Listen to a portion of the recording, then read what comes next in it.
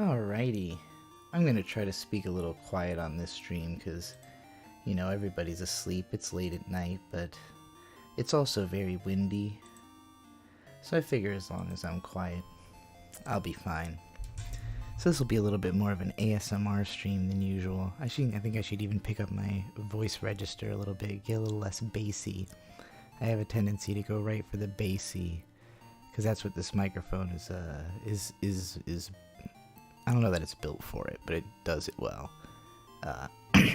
So there's this great website called CD Romance that has ROMs of anything that's not being sold, basically. Like, they house anything that can't be purchased normally. And at some point I went and downloaded every ROM that I was interested in on the entirety of CD Romance. And since then I've been like keeping up with it, and you know, anything new that comes out that seems interesting. This was how I found Harmful Park, because a new English translation patch had just come out, and they collect lots of English translation patches on this site. And this is another one that just like a whole bunch of Wonderswan games just all at once got translated for some reason. And I was like, Chocobo Farming game? That looks adorable. And I was expecting it to be like Harvest Moon. It's not. This game is extremely unique. I've never played anything quite like it. And I don't really know how to explain it, because it's simple.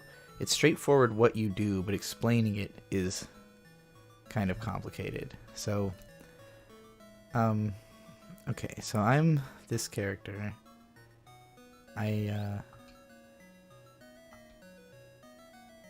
No, I don't want to release the Chocobo. Okay, this must be just like my homestead. Interesting. I haven't been to this location before, but I expected this to be a level. But, I don't really need to be here. So, like, the first level I've beaten a couple times. I might do it again just to see if I can do it better. So basically, the way this game works is that each level has like a certain number of turns. It's kind of like almost functions like a board game, but each level you play, you'll get, like, for instance, this one is 4 years, which each year is 1 turn. So you get 4 turns, and you have to get 2 medals in order to progress from the stage. But you're also in competition with 3 other people, and you get to pick, like, which one you play as, I think. It's a little confusing, because this one is Trixie, the one that I named. But I think it calls me Trixie no matter which one I pick, which is, we're just going to be the black mage. So this is the stage, and basically you have this hut, and then each of these little areas surrounding the hut, and what you're going to do is put a Chocobo there, and the Chocobo has a job that it does to gather resources for you. And so basically you're trying to strategically give jobs to your Chocobo and put them in places where they will be the most effective at gathering resources year after year until you, until the end of the 4 years, and then whoever gained the most resources wins. But you only need to make the 2 medals to progress. You don't have to win the competition against the other characters, so it's very weird. Anyway, as always on these streams, rants for super chats. Super chat anything, and rant request.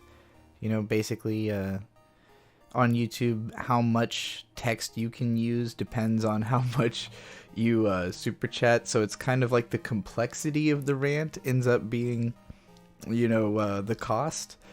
But you can always super chat and then like explain more in the post if you have to, in order to make the point. But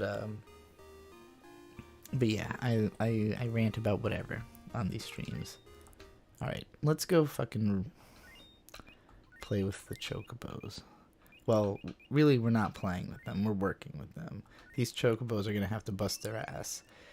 There's a very strict time limit on each, like, round you have. So it's my turn, so I have to very quickly figure out where I want to put my chocobo. So...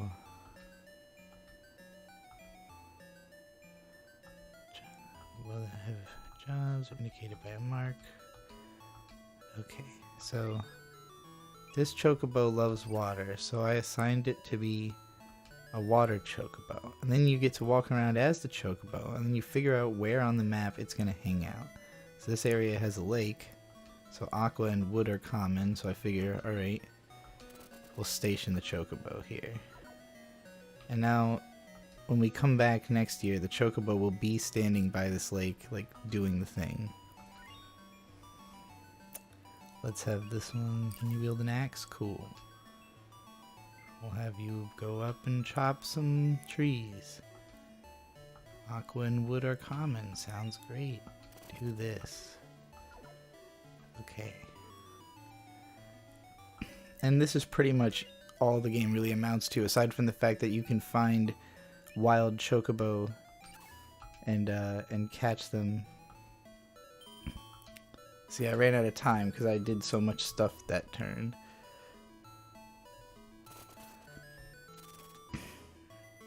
How do I feel about any of the Final Fantasy anime adaptations? The only one I think I saw the Spirits Within when I was, like, very young, and Advent Children, which was fun. What game am I playing? It's called Hatarake Chocobo. It's a game where you make your chocobo farm resources for you. Alright, it's harvest season. I got 4 aqua and 4 logs. Why did she get so much more stuff than me? Everybody else got more stuff than I did. Their chocobos worked harder than mine, I guess. Want to hear about trades? Well, maybe they just had 2 chocobo for each of those specific tasks. I don't need to hear about trades. I know what happens. So basically, you come to this guy, and you can buy stuff from him that you think you're going to need that you don't have enough of. So, like, I usually buy extra food, because your chocobo will run away if you don't have enough food.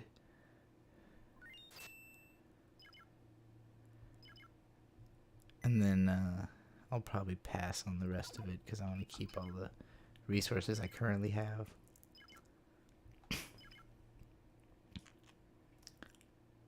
Legend of the Crystals is on YouTube. I actually have seen Legend of the Crystals. I had that on VHS. And I was pretty let down with it when I saw it as a kid. Why did I do so much more poorly than all of the other chocobo raisers? See, this is the confusing thing about this game, is that I feel like I just did everything I could in that turn. Maybe I didn't put them in the most optimal spots or something. I don't know. But, I really felt like, you know, I did the thing. Alright, let's get this chocobo out here.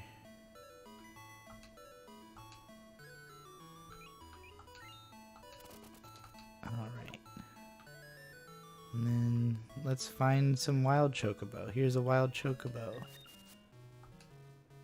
And then you bring them back to your hut. Now he's mine. But I can't give him... Oh, usually you can't give him a job right away. Well, interesting. Okay. Let's put him over here. Oh, it's easy to chop logs. Well, he'll be fine. He can do this anyways. I'm gonna then grab the other guy who chops logs from the place I left him at and bring him over here. Because it looks like he already chopped all the logs.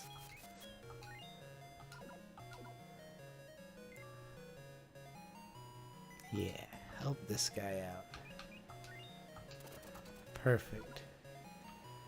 Okay, let's see if there's any other wild chocobo around before this turn is over. These ones are like other player chocobos, the ones that are just sitting there eating the land. But if you see one like running around, then that's a wild one you can pick up. Doesn't look like it though, so go ahead and end the turn. Favorite witch character? I mean, Susie from Little Witch Academia is pretty strong, I gotta say, as witch aesthetic characters go. Obviously, Beatrice the Golden Witch is up there too.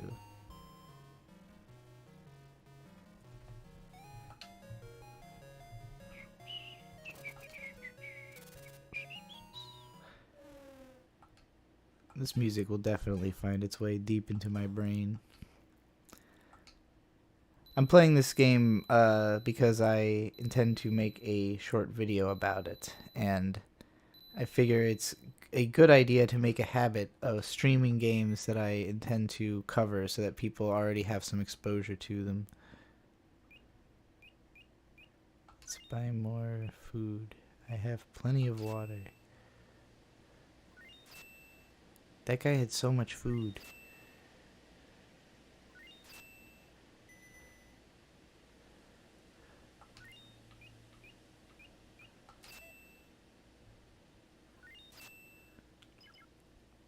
I see Chocobo, I click. That was exactly how I felt when I found this game.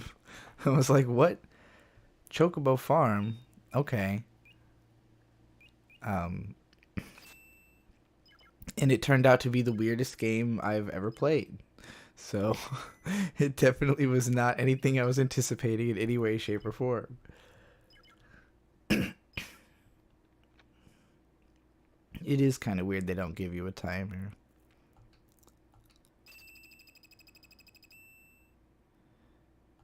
I mean, I'm doing really well in terms of, like, I will definitely pass the level, you know. I will have my medals.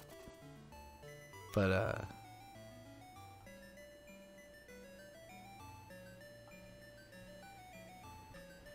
okay. I have no chocobos. I guess the chocobo I caught ran away because I probably didn't have enough food or something to feed it. Oh well. I think this land seems pretty tilled over here, so we'll go ahead and get our land tiller. Wait, that's not mine. This guy. Yeah. Alright, you're coming to the forest, because you like the forest, it says. Oh, this is fucking occupied. Maybe over here? This looks like a foresty kind of thing. Yeah, hang out here. Turn it into another place for food. I need food. I can't feed the chocobos I catch. Hey, there's a chocobo. Get over here. Quit. I got you. Hey, you can work too. Great. Oh, I just was talking to that one. Oh no. Here, yes. Plains, perfect. So little going on there, I didn't even register it as a place. Alright, my turn ended automatically. Oh yes, I do want to play that Pocky and Rocky reboot game, Subsonic Sparkle. That sounds extremely up my alley. I want to do it, like, that's a game series I'd like to deep dive. I beat the Game Boy Advance one on the 3DS, I think. Like, I bought it on the 3DS store. And according to my list of all the games I've played, I beat it.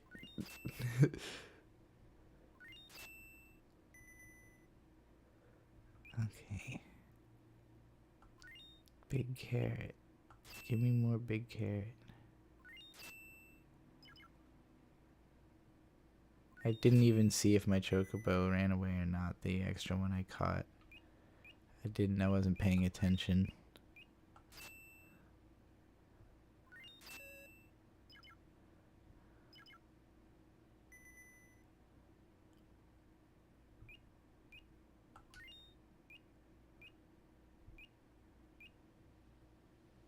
Well, now I've got a ton of carrots, apparently, so...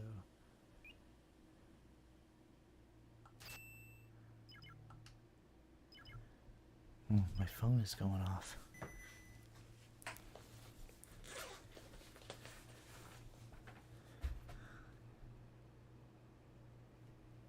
Y'all should play Terra one last time before it's gone. Closes down for good in June.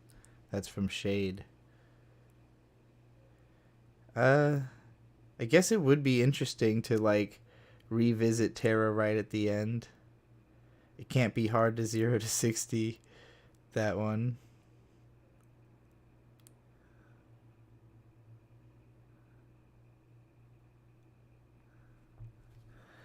Alright, back to the game. I don't need any more stuff. Just I'm ready to be done with this level. I made solid bank. It looks like I'm beating a fucking Dark Mage at least. Actually, it looks like I'm beating Dark Mage and I might be in first place now, actually. Oh my god. It's happening. I'm actually winning. I played my cards right. I had the strats. This fool's too busy trying to catch wild Chocobo and not even placing Chocobo. I guess they're all out of stuff to set. They just haven't been cleverly moving their stuff around the way I have. Maybe that's the issue. Oh, there's Chocobo all over the place. Alright, let's move more of them down. Do we have no Chocobos? Okay. Saw that coming, honestly. Okay.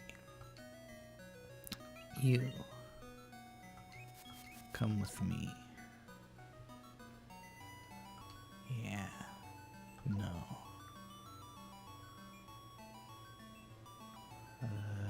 Yes. Do stuff here. Let's send them all there. You were successful. Anonymous sent $1. Domo arigato gozaimasu.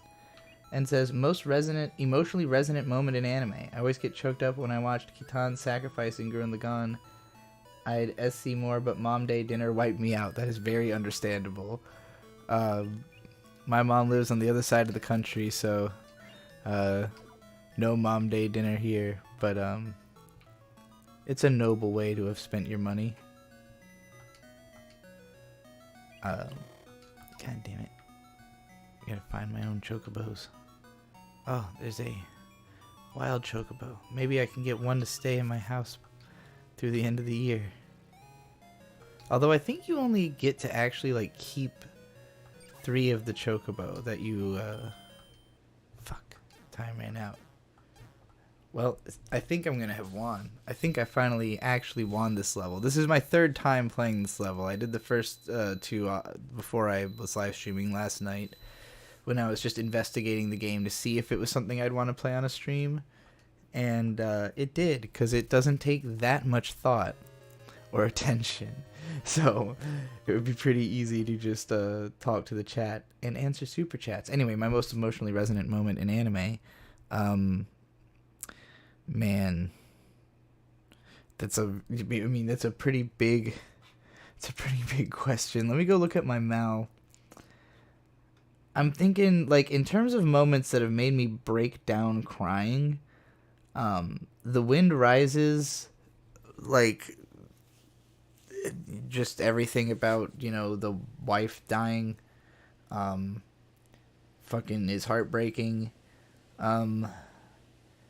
The scene with the burger in Log Horizon gave me a lot of feels, not necessarily cry or emotional type feels, but more like, ah, yes, humanity type feels. The part in K-On! Episode 20 when, after the last show they put on, when they're all sitting together and they reference the stupid Hatarake joke, that one gets to me. Shinji Ikari sitting on a cliffside melting into fog in Evangelion. I feel like there should be something from Sangatsu no Lion, but I just remember consistently being in an emotional state watching that show, more so than there being any one particular moment. But yeah, those are some from just like my favorites list. I can't think of like one specific moment that stands out above everything else to me. Did I win? I got 2 medals, even though last time I got 3 medals. I came in 2nd place. Garuda is the MVP. That's fine. That's fine. I'm okay with it. Let's bring my 3 best chocobos. Alright. Keep up the good work. Alright, I'm finally done with that level. I'm moving on. Reclaimed Ganava, level easy. Go to Ganava, yes. For a year, alright. I had to get 3 medals this time. But, I still don't understand what the selection at the beginning is about. Because I ended up just being my own player character. Like, I had picked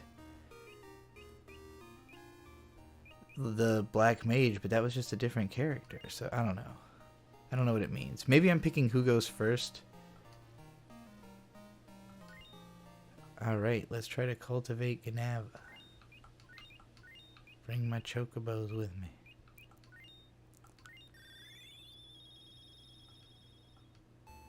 One extra aqua.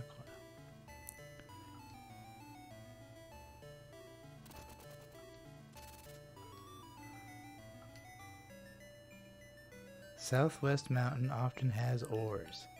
Ores do not rot, so preserving is easy. Sometimes in mountains you will find black chocobos. Cool. It works harder in mountains. Okay, so the black chocobo likes the mountains. The white chocobo likes the lakes, and the yellow chocobo likes the forests. It all makes sense. Alright. We always need agua, because it fuels the Chocobo Empire. We also always need food, which is where I have been failing before. I really think the first things you have to establish are food chocobo and water chocobo. And that's where I've messed up in previous rounds. Oh, this is just the distribution marker, I see. Quack, quack, get out of my way. Alright. And then, the time is up. The Bad Guys has more loop on the third influence and reference than any Western film I've ever seen. Well, that makes me want to watch it. That's the only thing that I've heard about that makes me want to watch it. But now I do. Trick question. The answer is actually the climax of the Fuka arc in Clannad, canonically the most Trixie's ever cried when watching anime. That was a long time ago. I've outdone that many times by now. Many times by now. I probably have cried the hardest at The Wind Rises. I cried through most of that movie the last time I saw it. I was a wreck.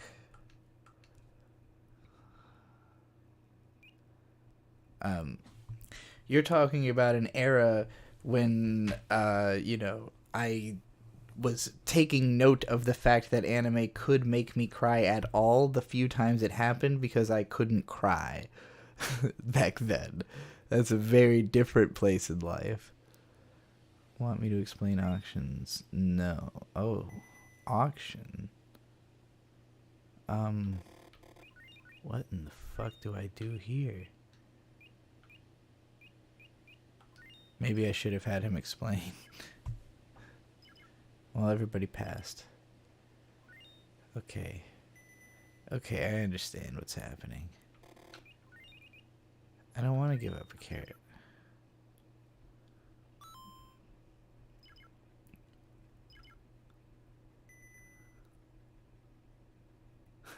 Where do I go to find out how much Trixie has cried at which anime?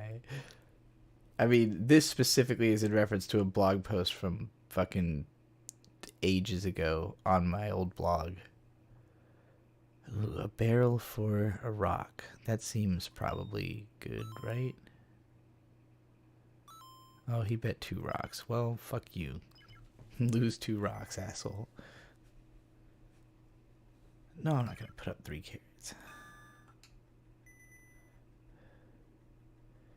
Do I want the wood? I don't think so.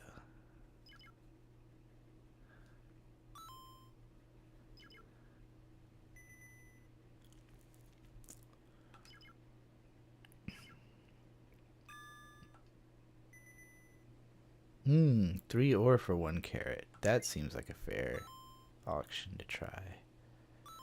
Wow, he made a large amount of wood bet. What do I have to bid now? No, fuck no.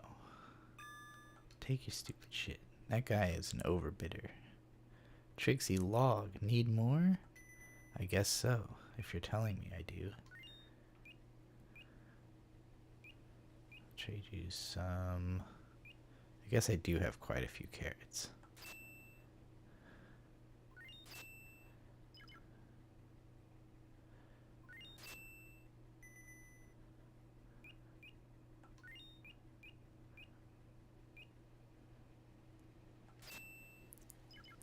Okay.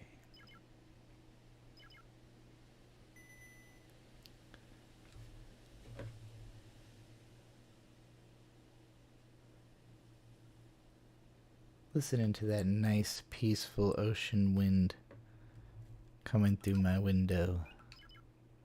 Feels good.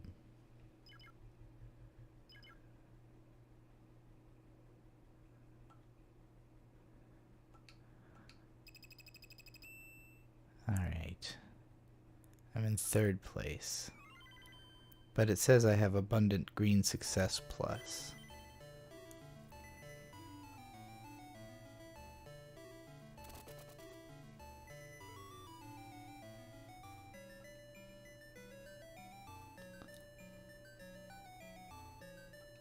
I have not played Metroid Dread because I do not want to pay $60 for it.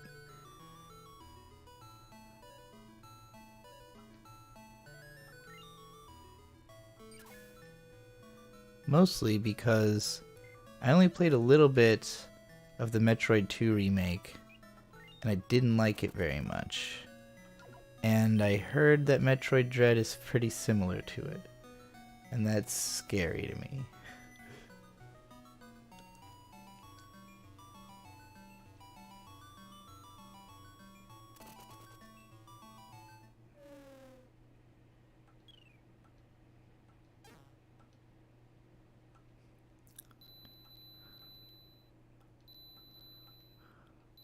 I also forgot that items I collect can go rotten, and so there is an incentive to trade them before they go bad.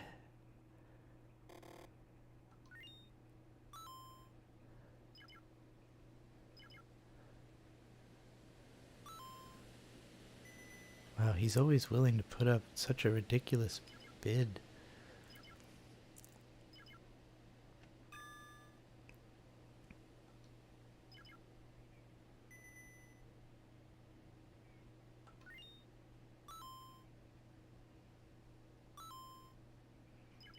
I still haven't seen Fooly Cooly Alternative because after Progressive, I just couldn't handle going through another experience of anything like that. But I didn't understand what the hell that was going for at all. On there were some themes I could vaguely pick out of it, but just the overall feel and aesthetic and tone and writing, just none of it added up to me in a way that made any kind of fucking sense. Well, why are you offering me to make a bid I literally can't make?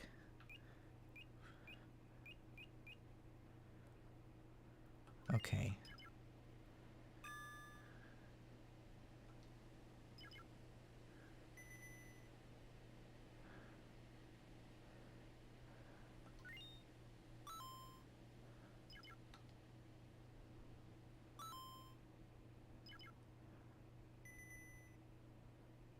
Yeah. God damn it, they're always willing to outbid me. No, I don't want to trade 2 ore for 2 log. I feel like going through the auction is never worth it because it, like, if I actually make a bid, I'm gonna get one upped to a point where I'm not. I mean, I guess again it might be worth it to just like force the enemies to make those high bids, but you know, it's just like, damn.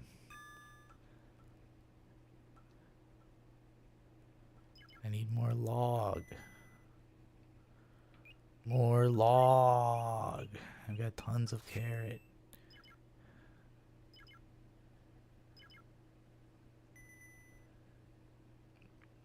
I heard that Metroid Dread was very hard. That was like, because what turned me off about the Return of Samus game was that it was just like instantly really difficult. And that's not really, like, I mean, Metroid Prime is difficult, but not instantly. And I don't know, I never really thought of them as like games that were really like reflex tests. You know, to me, it's more of like a kind of zone out and explore type of game, and get into like a very particular rhythm. Which I guess I guess if I was in the rhythm of the whole parry system, it would be different. But to me, it just felt like, God damn, I'm constantly being like every time I miss a parry, it's just like brutal. Cozy with $2. Domo arigato gozaimasu. How do I get rich? Man, if I knew, I'd tell you. Like, if I knew how to get rich, I would have implemented it myself. But unfortunately, I mean, as far as I can tell, the best way to get rich is to make strong investments. View all of your money, every dollar you spend, as investment. If you're spending money on food, it's like, you know, okay, this is my investment in my well-being, you know, and look at your time as money. And so every hour that you spend playing video games that, you know, you're not doing on a live stream or writing a video about, you rate as, well, okay, you know, I invested time in, I guess, enjoying myself, but what could I have invested that time in? You know, something that was going to make me money. So, yeah, you just gotta invest wisely.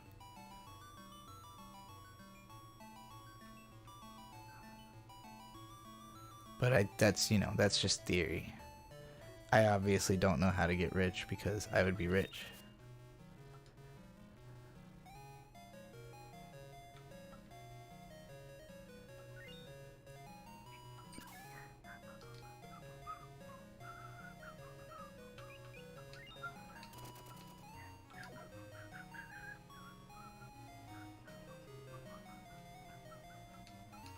I want this black Chocobo.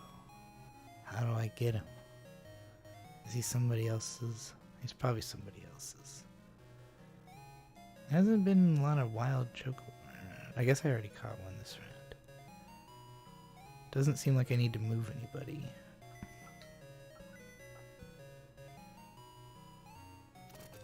Dread fixed everything. It's hard as balls, but in more of a fun way. Well, I'll give it a shot. I mean, I'm pretty sure Victor has it, so I could probably borrow it from him and blast through it.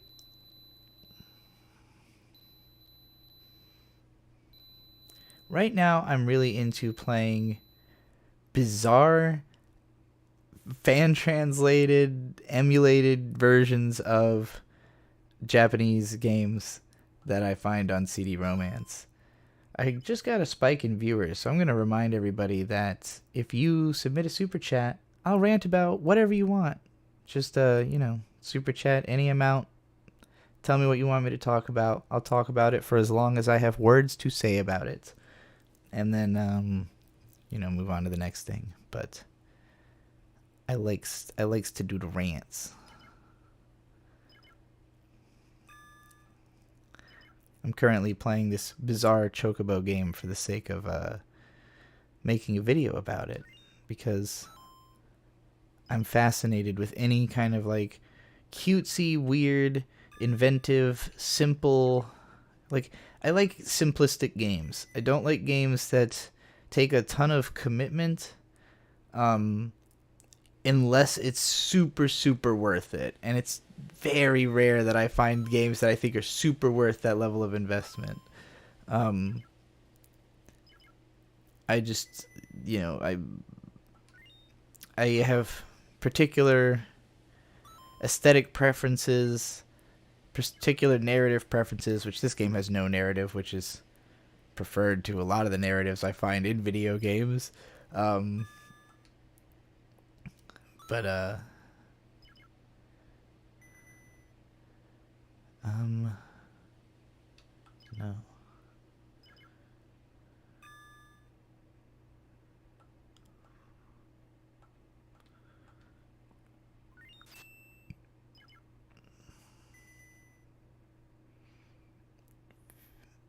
That says Fusion. He was talking about Metroid Fusion for the GBA. I mean, I also like I like Metroid Fusion. That was like the first Metroid I had real experience with.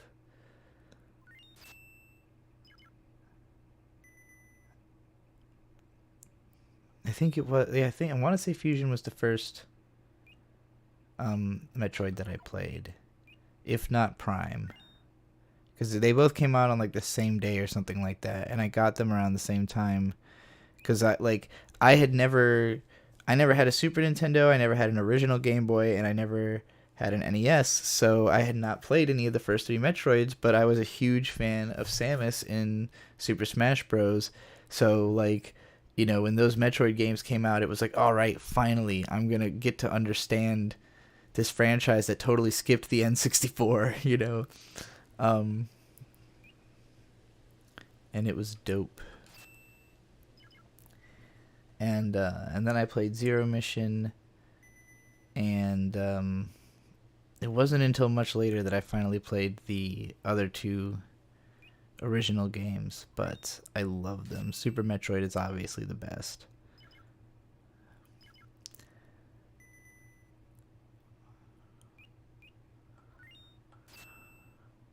Cozy with $2. Domo arigato gozaimasu says, rant about pre-70s anime.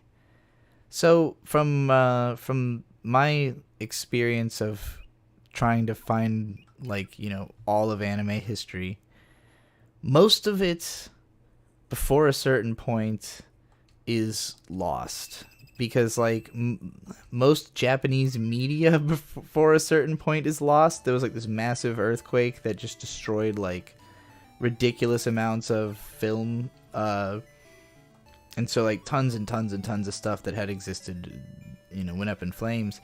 But like most of the early days of animation were just independent animations, just like short films made by one dude, that came out every once in a while throughout, like 4 or 5 decades. And it's not really until the 1950s that there was like the proper formation of anime studios that were dedicated to making films, like trying to do like a Disney. And they didn't quite have the like technical, experience or budget of the Disney films, but Toei started cranking stuff out in the 50s, starting with Hakujaden and oh fuck, I'm trying to remember the other important one from back then. Tale of the White Serpent, but I think that is Hakujaden. My brain is scrambled, but yeah, like when Toei started making these films, then it became that there was like this like new wave of what anime could be, and then Tezuka came along and ruined it by deciding that he was gonna figure out how to make TV anime possible on the lowest budget by just cutting the frame rates down and inventing this cost-effective way to make animation that's just acceptable enough, to get away with. And anime has stayed in that realm ever since, as something that is purely propped up by the existence of enthusiasts in and outside of the industry, and their coexistence. But yeah, like, if you asked like Hayao Miyazaki probably when was anime officially ruined, he'd be like, as soon as it started. Like, as soon as it became an industry, it was over. There's a quote from him in the 70s, like in like 1979 or something, that's like the start of the book Turning Point.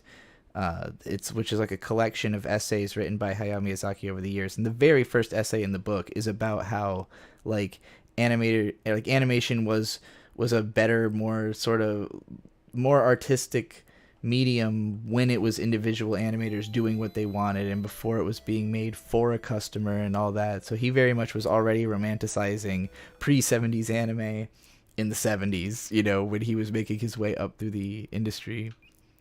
Did I win? Did I win? I think I won. Wait, do all of these? Yeah, they're all pretty much the same. But I don't want... I want someone to be a ex-boy. Okay. Alright. I did it. I cleared that level. I guess that was my rant about pre-70s anime. Davey Snave gave me $3. Domo arigato gozaimasu. And then Berserk Chip with $10. Domo arigato gozaimasu. Says... before I address this, whoever IMO is who keeps saying hi in the chat, please stop. I don't want to have to put you in timeout. Berserk Chip with $10. Rant about Chapter 1 of Umineko. I'm not sure if you mean Chapter 1 of the game or the manga, because I have read Chapter 1 of the manga. I have not read Chapter 1 of the game. What is this? What is this guy? Idle Chocobo? Unpredictable. This is a person in a bad Chocobo cosplay. Anyway. Chapter 1 of Umineko was pretty interesting because it's like, it was this little girl who is seemingly like trying to recall an event that she was so traumatized by that like she can't remember what happened to her family or something because of this event, and like she's transcending time to fucking answer the question of what happened or something like that. It gave me these strong vibes of like, okay, like I feel like what Umineko is sort of commenting on is the like insane depths that you go to in your mind to try to like explain to yourself why something happened that's traumatic to you, that like that in the attempt to find logic in something illogical, you go and have to examine logic itself to a paradigm that goes like, outside the realm of reality. And that is, what the story is. No, I have not read the visual novel. I've only seen the anime. I just named my band after the anime way back in 2011, and eventually found out about events later in the story of the visual novels that inspired me to take it on as my name. But the visual novels are very long, and I am not into reading super long visual novels. I'm kind of terrified of the thought of reading them, so I would like to read the manga though. And again, I've read the first chapter, which I just talked about. But yeah, one day when I finally... Everyone will know as soon as I've consumed enough Umineko to do like any kind of real analysis on it. I will, because it's obviously been asked of me many, many times. True Fox 1 with $10. Domo arigato gozaimasu. I'm surprised to hear you call Jinx a guilty pleasure character in your Arcane video. When you covered Ghostlightning's blog on this topic previously, it didn't seem like a term you'd resonate with. Au contraire, I meant it in reference specifically to that blog. Because what Ghostlightning talks about in that blog is that you should not feel any guilt about your taste, because if you do, you're just trying to put on airs, basically. Like, the point of his post was pretty much the same as my most boring taste in anime video, but like a much less confrontational version of the message that's like, you know, in matters of taste there should be no disputes, which is true, but there of course are, and it's meaningless. Jinx isn't a guilty pleasure because I feel bad about admitting that I like her. She's a guilty pleasure because you shouldn't feel good about getting that kind of representation. You shouldn't want to see this type of character. You shouldn't be excited or feel like represented by, you know, something that's bad to want to be. You know, like, that is what I mean in the guilt. And in that post, Ghostlightning talks about how what to him is a guilty pleasure is feeling good about watching Lelouch pull off one of his plans. You know, it's like, well, people are dying. He's doing something, you know, that's morally gray, but it's satisfying. And that is where the guilt comes in, you know, is from being satisfied by seeing something that, you know, is morally wrong. And that's how I feel about Jinx. Like, you know, she's a bad influence. Mike Dernspool with $5. Domo arigato gozaimasu. Rant about why your least favorite game in a popular series sucks and isn't a real entry into that series. Ooh. Okay. What's a popular series that has a game I really hate in it? Alright, for shits and giggles, not because I think it's not a real entry in the series, but I really don't like Twilight Princess, The Legend of Zelda Twilight Princess, which is like my brother Victor's favorite game. And I know that I've probably gotten like 10 hours into this game, so I've played a pretty decent amount of it, but not enough that I can like confidently say, you know, oh, I know the game or anything like that. But I just find it just a slog. Like, everything it asks you to do feels like it was done to take as much time as possible. Like, the game is just constantly interrupting you. It's constantly just like asking you to go back through the same place you just were over and over again. And little of what it asks you to do is fun, and a lot of it's just unclear. I feel like I'm often running around trying to figure out where to go next, and I just don't think it's a fun video game. And like, I love Zelda. Okay, I'm ignoring this fucking idiot who won't shut up in the chat. Hide user on this channel. Okay. Anyway. Yeah, I don't like Twilight Princess. I think it's boring. I, much prefer almost every other Zelda game. I haven't really played Skyward Sword, though, and that's because I didn't really like the Wii period. I just kind of... I mean, I like it now.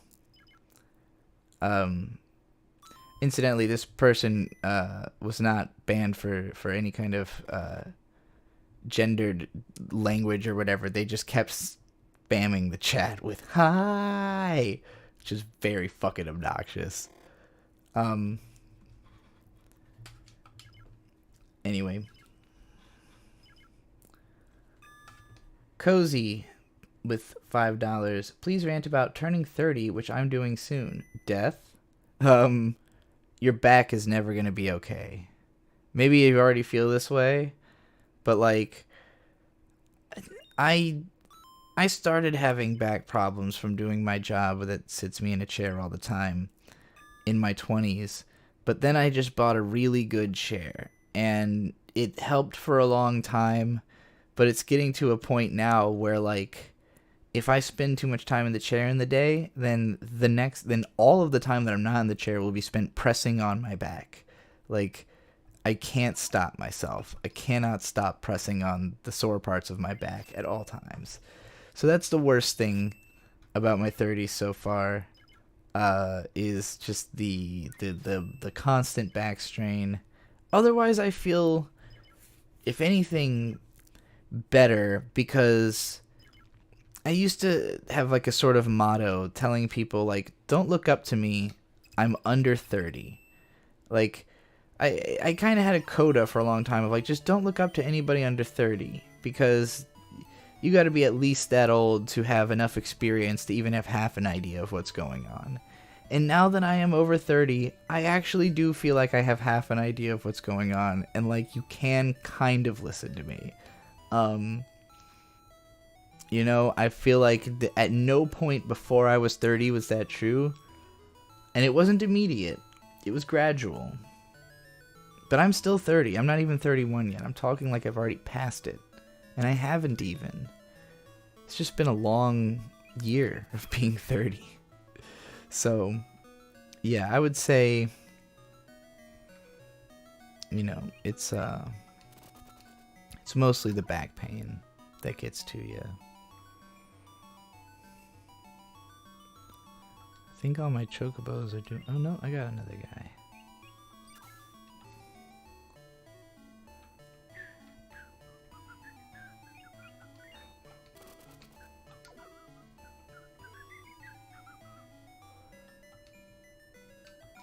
Alright. I really don't understand why it seems like sometimes I have more or less time on the clock to do stuff in a level in this game. But I hope I have time to get this chocobo, and I hope he stays at my place, because the chocobo have a tendency to run away from me. He loves cliffs, but he won't work. Alright, well, let's hope he's still here when the next season comes around.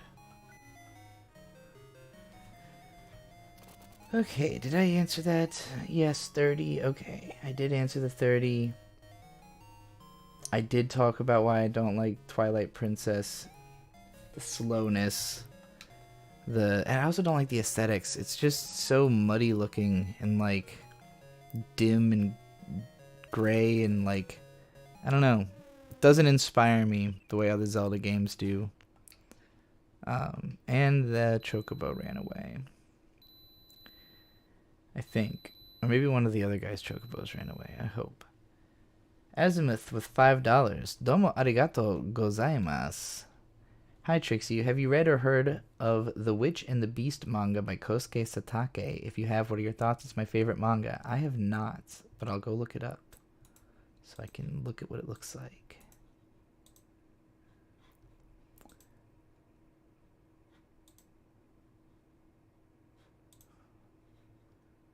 Okay, let me go to a more reliable place to look for this. The Witch and the Beast. The art style looks really unique. This looks like something I would definitely read, because it's got sexy main characters looking cool and suave. Let's see. What is this about?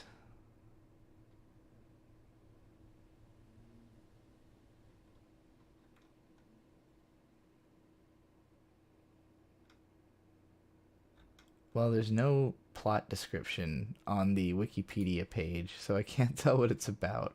But it looks cool. And if it's your favorite manga, that's a pretty strong recommendation, so I might have to give that a read. Apologies for the fact that I hadn't already read it, though. Don't have much to rant.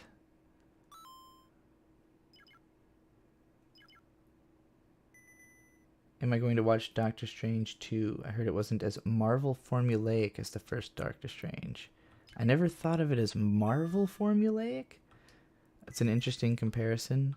But I did watch some of the second season, I think, for content, because I think we did at least one video on season 2, but I know we didn't finish it.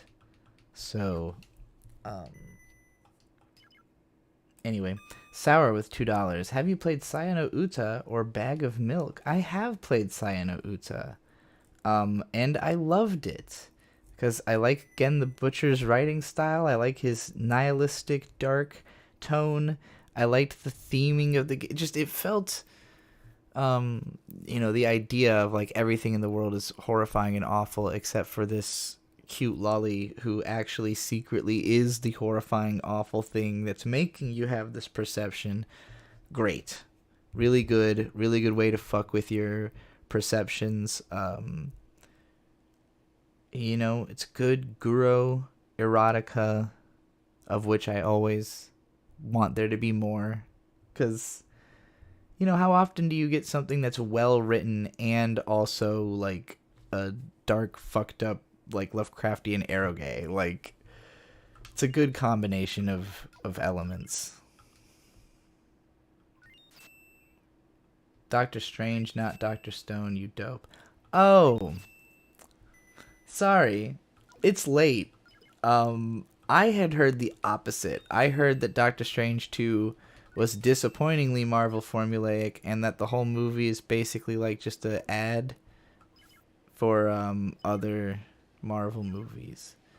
But I'm somewhat interested in it because I want to see how it handles the multiverse concept, because I am planning to incorporate multiverse elements into the Kusomega novel series at a certain point.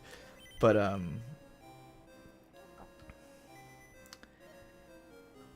yeah, I enjoyed the first one more or less. It was like a strong 6, light 7 kind of movie to me. Maybe a decent 7. But like, I was hoping from the fact that Sam Raimi is directing it that like the second one was going to be somehow much crazier. That like I'd be hearing it was just this fucking like... Alright, well, I still have this black chocobo. I just can't teach him anything yet.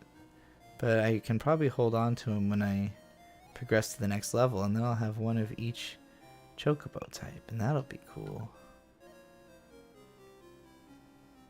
I don't really know if there's anybody I need to move. I don't really know where my chocobo are, actually. This one seems like it's one of mine, but he doesn't seem to be doing shit. Chocobo. Oh no, that's not one of mine. Oh, hello. Come with me. Chocobo get. Can you learn anything? No.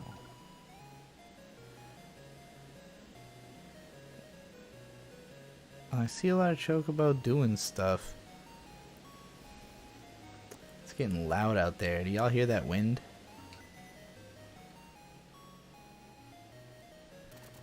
Robucci has fallen off lately. Can't believe he was the one who wrote Bubble. Well, I'd have to see it to know how I feel. I haven't watched it yet, and I also know that Urobuchi is... The thing about Urobuchi is that he's not primarily a writer. He is primarily a producer. He is a partial owner of Nitro Plus, and he is very smart about the fact that his name will draw attention, and so he's put his name on lots of stuff, like Aldino Zero, which he like wrote the first episode and did like concept work on or whatever, and then that's like the only influence he had, but that was the marketing was like Urobuchi again. So it is kind of hard for me to even trust that something is written by him. I know he did those Godzilla movies, and my brother Victor said those were fun. I never saw them. Green with $2. Arigato gozaimasu. Rant about Horimiya. I like it, but I don't get why. That's something I need to investigate myself, because I only watched the first episode of that when it first started, and I got nothing out of it. Like, to me, it was just like, oh, okay, this is just a completely generic high school romance. I don't care. And then I saw it getting, like, pretty rave scores on, like, websites and stuff, so I was like, well, shit, I think I need to check this out and, figure out what's the deal, because I don't like when I don't understand why something's popular. And that's, like, the biggest difference between the way I've been handling my career now versus how I used to, is that it used to be like, oh, this thing is popular and it sucks, and that makes me mad because it means people have bad taste and aren't gonna like good stuff, and I'm gonna tell them about why the stuff they like is bad and why they should watch this other thing instead. And like now my approach is more so, okay, like I'm trying to be a writer. I'm trying to make money off of telling stories to people, both fictional and non-fictional. You know, my videos are stories. So like I need to know what makes stories popular if I want to succeed. And if I can't identify what is interesting about a story that's popular, that says more about me than about the story, I think. About my inability than about its quality. Alright, I've had Black Chocobo long enough that he can work now. Cool shit. Let's go mine. Not here. Let's go mine the mountains. Alright. You can't work yet. But there's another wild chocobo. Yee! I don't know if it's always a good idea to gather as many chocobo as possible, because I don't know if they like consume more resources by just having them in the stable. But they also run away if you don't have enough to feed them. Gen didn't have full control over the Godzilla anime trilogy. I heard that he wanted to have it be a lot like classic Godzilla movies, but the heads wanted to make it different. That doesn't surprise me either. Cozy with $2. Domarigato gozaimasu says, please rant about anime figures. Anime figures are, they can be beautiful little pieces of craftsmanship that I like to look at. I like when people take nice pictures of them and post them online. I don't personally get that much out of owning them.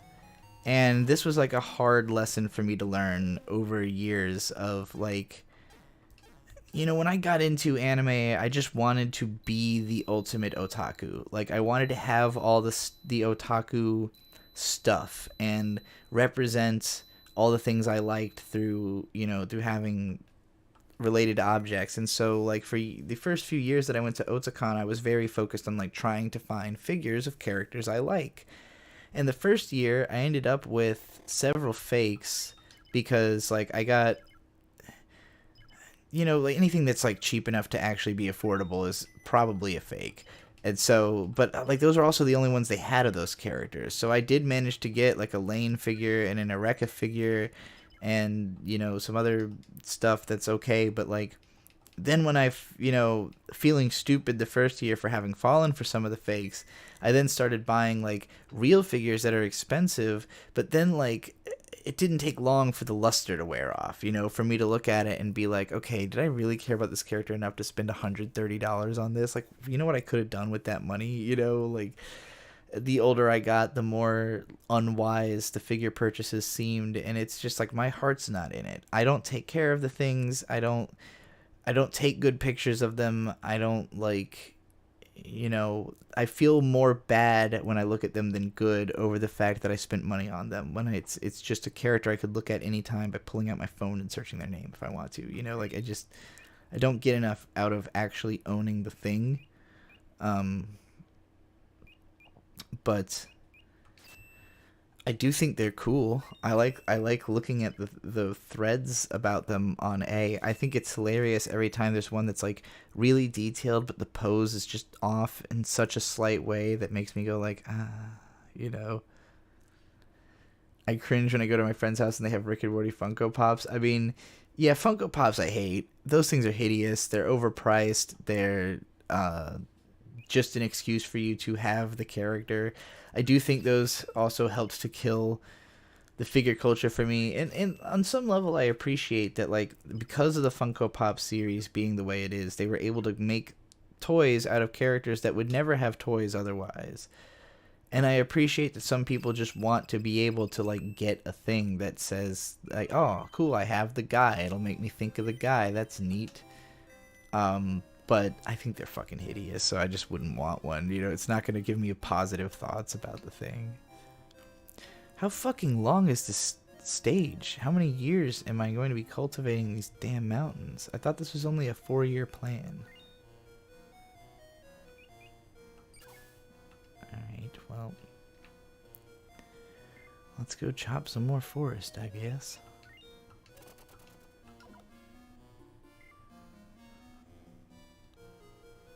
Catch me a wild chocobo.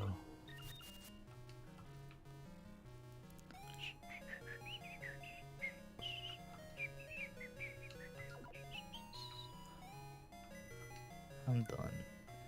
Alright. I buy limited edition pops quite a bit and just hold on to them until they're out of print in eBay. I mean, that's a definite way to do it. True Fox 1 with $5. Domo arigato gozaimasu. Rant about extreme metal. What are your favorite artists or songs? You know, I was actually listening to the new Galnerius album today. I don't know if they're considered extreme metal, but I think they're the most extreme, like, power metal band there is. And this new album had a very dark tinge to it that was really cool. At least from the first song is all I had time to listen to. But, yeah, Galnerius is probably my favorite power metal band, them and Blind Guardian. Black metal, I had a phase of listening to lots of like experimental black metal type stuff. Agalot should be my favorite thing that's like tied to black metal. I consider them a gray metal band because they're not quite black metal, but straightforward black metal. I like Paysage de Hiver. I don't know how to pronounce it. The French band Paysol, I wouldn't even know. I couldn't even guess at how you're supposed to pronounce the name, but it's spelled like Paysage de Hiver. Ulver is good. I've never listened to them as much as I probably should have. I like the album Moon by Moon. And Uval. I don't remember the name of the album, but there was a band called Uval, Uvall. I think is pretty cool. Mirror Throne, also. They play like extreme symphonic, over-the-top, ridiculous digital drums, but they're the craziest digital drums ever. Black metal. Mirror Throne's first album is pretty good. And then there's also Weeping Birth, which is the death metal version of that is fucking insane. If you ever want to blow out your speakers, just type Weeping Birth and like click the first song that comes up. I'm trying to think of some more good extreme metal. I don't listen to as much of it as I used to. When I was in my teens, I was much more of a metalhead. Opeth, I was really into. Mastodon, Isis, I don't know if they're extreme, but because Opeth is considered extreme progressive metal, I guess. I was never into like most of the brutal death and like the stuff that is just trying to be like as brutal as possible. I liked more of the washed out, hazy black metal style dissociative type extreme metal. But yeah, that's probably a good summary of the bands I like. Duncan Austin with $2. What the worst manga to anime adaptation you've seen? Oh man. Fuck. I've seen some really bad, like, some of it's debatable. I only saw the first episode of Golden Kamuy, which I've heard from a lot of people is a really good anime, but it just looked so hideous in that first episode compared to the manga that was a difficult one. It is usually the art where the failure is. I really didn't like the working anime. I watched, I think, all 3 seasons of it with Shade, and all of them I gave like, I don't know, like a light 6. They're all okay, but I had really liked the manga, and it was just a matter of like the pacing didn't translate to animation to me. It felt like every strip had been given an extra panel that didn't need to be there, that fucked up the timing. God, what's another manga I liked that I didn't like the anime? I mean, Naruto. That was the first anime that, like, that was probably the first. Actually, no. Rave Master, even before Naruto. Both of those were like manga that I was really into before the anime came out in America, and so those are the first 2 times that I actually had the experience of like, oh, I've read the manga and I love the manga, and then I watched the anime and it's just not as good, and it was like palpable. And in both cases, I kind of lost interest in the manga afterwards because like I always have been a bigger anime fan. I really wanted them to have great anime, and so if them having shitty anime was kind of like, oh man, like I'm never gonna get the best possible version of this. I was probably a little too hard on the Naruto anime just because the English dub was fucking what it was. Sour with $2 says, rant about Tenshi no Tamago, or Angel's Egg. It's a absolutely gorgeous film. Every single image of it is a painting that could be hung up in a museum, in an art gallery. Is something that you could look at endless amounts of times. I think that it's a timeless film. Mamoru Oshii is one of the only directors willing to have so little sound and particularly dialogue in his films, and just kind of,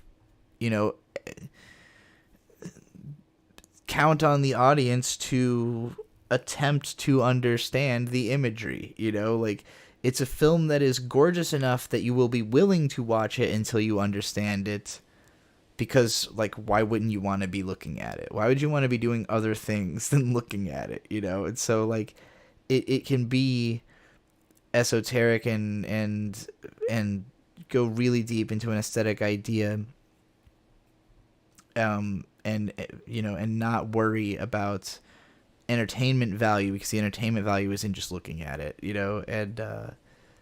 and that'll bring you back through. There's a good video by Best Guy Ever where he explored the themes of the film in depth that I would recommend watching if you want to hear somebody go really on about it, because like my best understanding of the movie pretty much comes from that video. Thuglit with $5 says, what's up again, Yig? What's your favorite Persona game? I'm a Persona 4 junkie all the way. So the only Persona games I've actually really played are 3 and 2 Eternal Punishment. And 3, when I first played it, was my favorite game. Just flat out, it was my favorite game I'd ever played. I was blown away by it. So like, it was particularly the aesthetics. Like, it felt like a video game version of Serial Experiments Lane, with the coolest soundtrack I'd ever heard, or like somewhere between Lane and Boogie Pop, which were like the things I was into, like the aesthetic I was into at the time.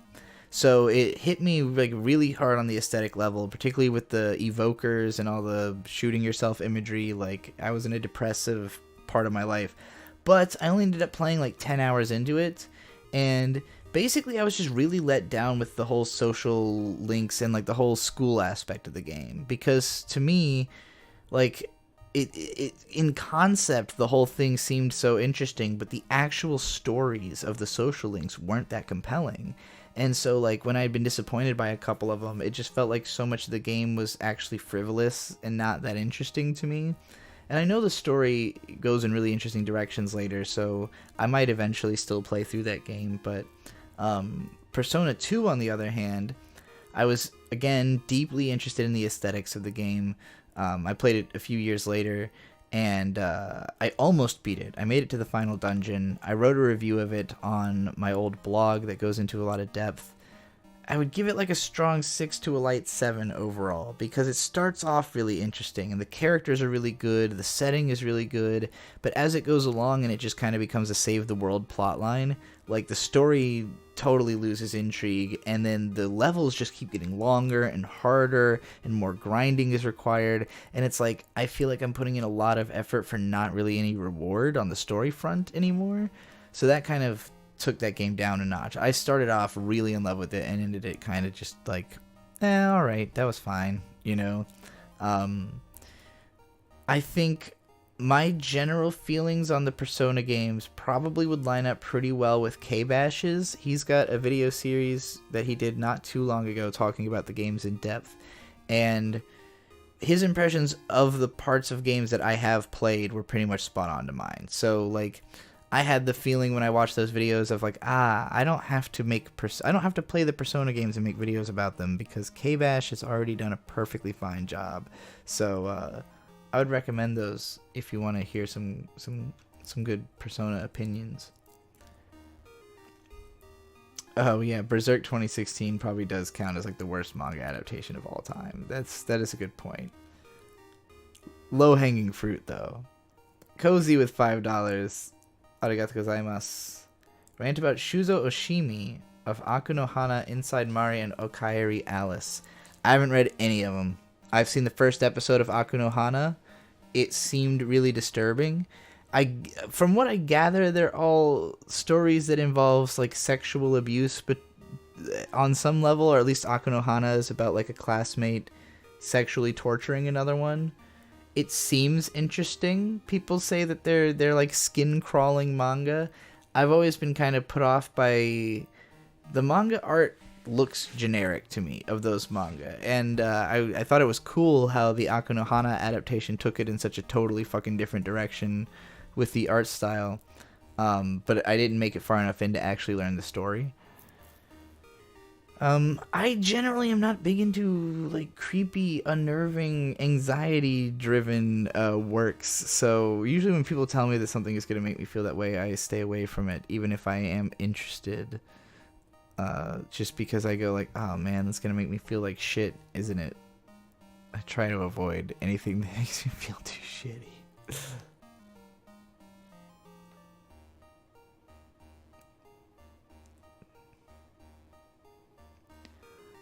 Duncan Austin with $2. Domo arigato gozaimasu. My worst is Fuka and A Town Where You Live, by the way.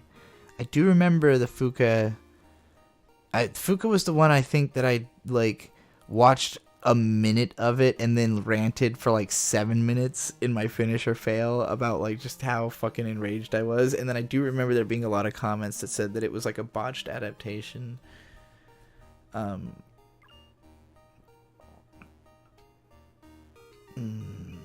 Alright, so have I beaten all the easy levels? I have. I'm kind of scared to move on to normal scale levels. This game, it's really hard for me to gauge how difficult this game is because the clear conditions for the stages are usually pretty low, but the win conditions to beat your opponents are high. So I guess it's just like a low skill floor, high skill ceiling type of game. But it's hard for me to have a sense of how well I'm doing because I feel like I'm doing mediocre. Am I really ready to proceed? Also, that last stage felt eternally fucking long, and it looked not too dissimilar from the stage before it. I think I got them. I think in my head, I thought I was still on stage 2, and so I thought I'd gone through like an insane number of turns. But even still, I think it was like 6 turns on the third round. Something like that. It felt long. It felt like I was around for a long time. How long have I been streaming for, actually? Hour and 20? Okay, that seems about right. I wish I forgot to get green tea today, which has been my drink of choice lately, because, you know, like most people, I need a certain amount of caffeine to stay energetic throughout the day, and because there's a conveniently a grocery store closer to me than the nearest Wawa, I had been going and getting lots of soda, and soda doesn't make you feel so great, you know? And so I was like, I gotta get off the soda, I gotta get back on the green tea, especially for my throat. Green tea is the best thing to drink for doing lots of talking, which is my whole career, pretty much, is writing and talking.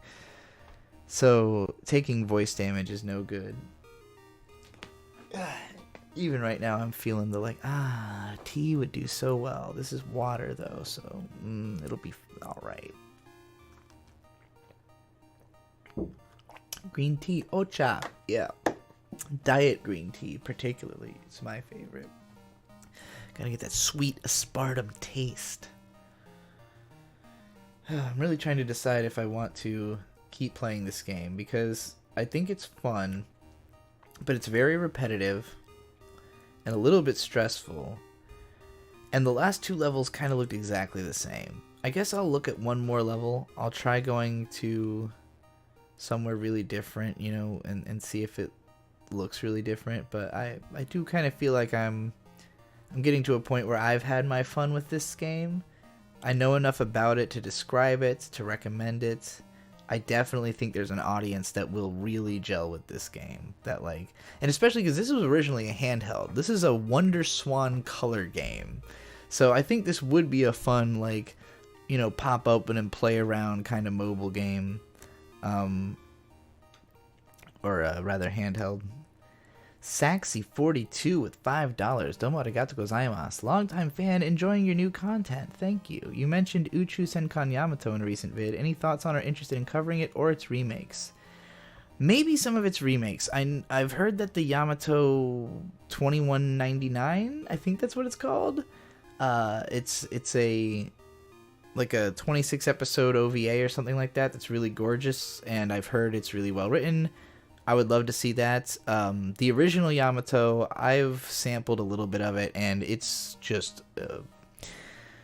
I can't get excited for it. I think it's maybe that it's too militaristic, maybe just that it's too thin in, like, the storytelling or imagery, because it's, like, lots of just pictures of space and, like, shots of a bunch of people in the same uniforms, like... Yeah, it's something that would be difficult for me to imagine myself watching all of unless I watched it all sped up, which I might do just for the sake of being able to say that I know what happens in the show, because that's a way that I just watch anime a lot of the time anyways now. But like 2199 I'd be interested in watching because I've actually heard it's very good, so...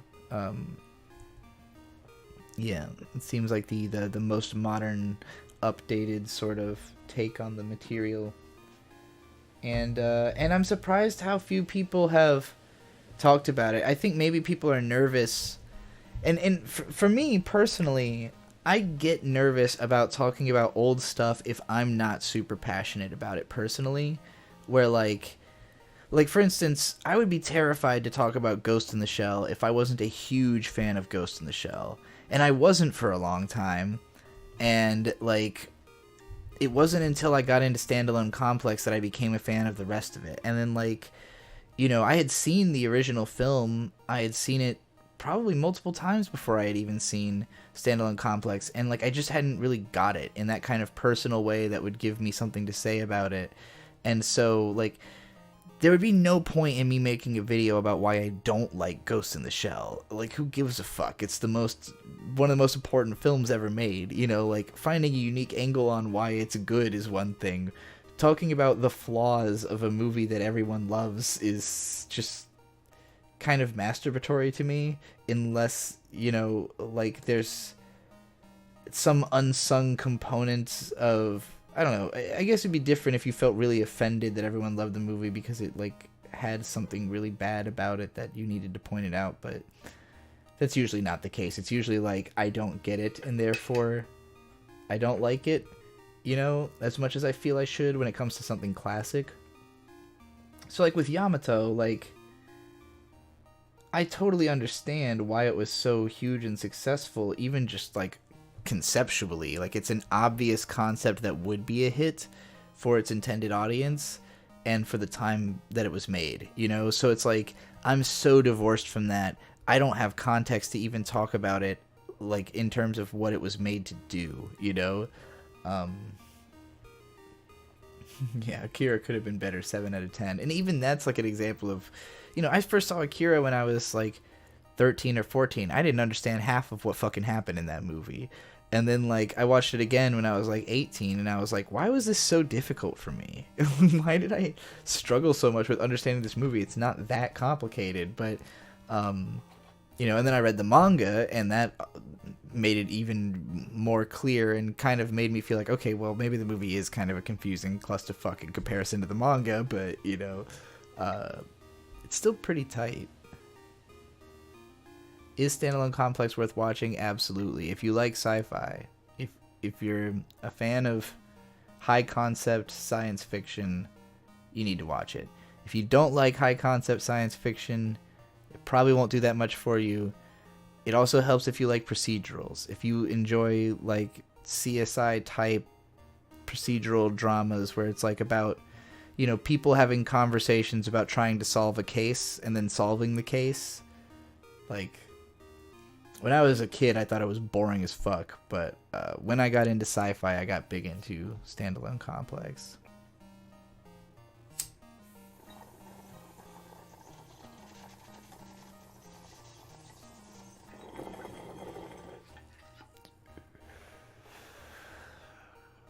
Some of my favorite episodes of Standalone Complex were written by Sato Dai, who wrote, well, rather was the main writer on Eureka 7.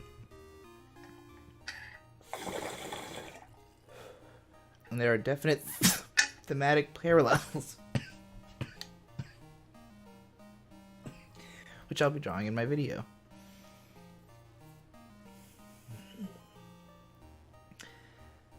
Everything Everywhere All at Once is crazy. I would hope so with a title like that, honestly.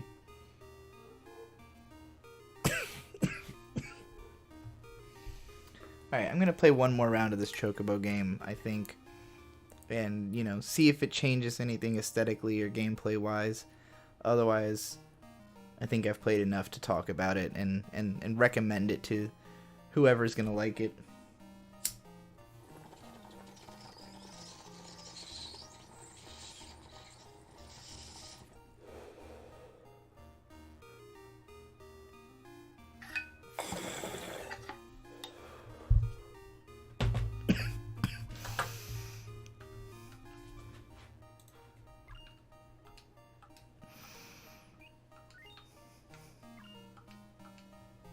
Alright.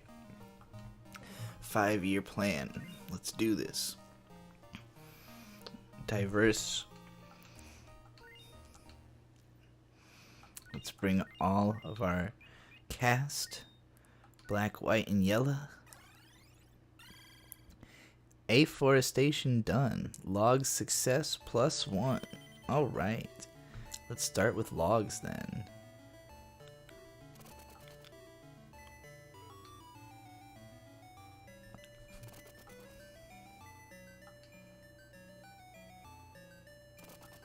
Everybody else got their turn first. What's up with that? Well, I'm going logging. You love forest, then you take the axe.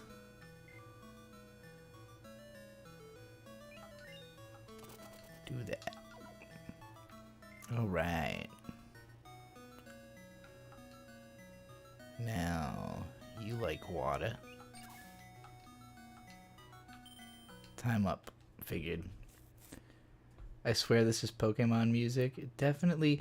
The composer of this game is the composer of Final Fantasy 15.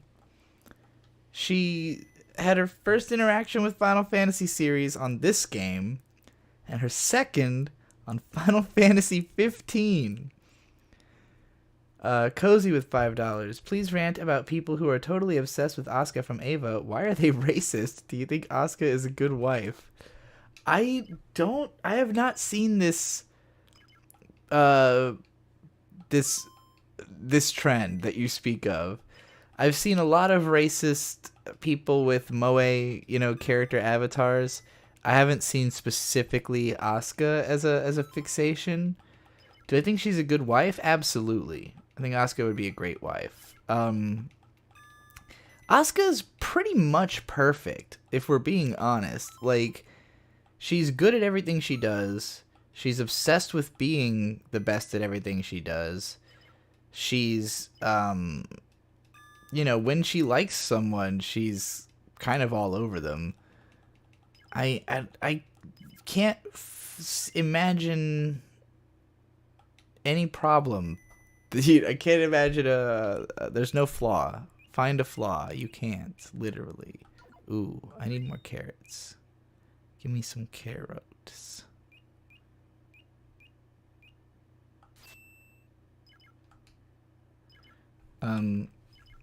NFT collector with $2. Domo arigatou gozaimasu.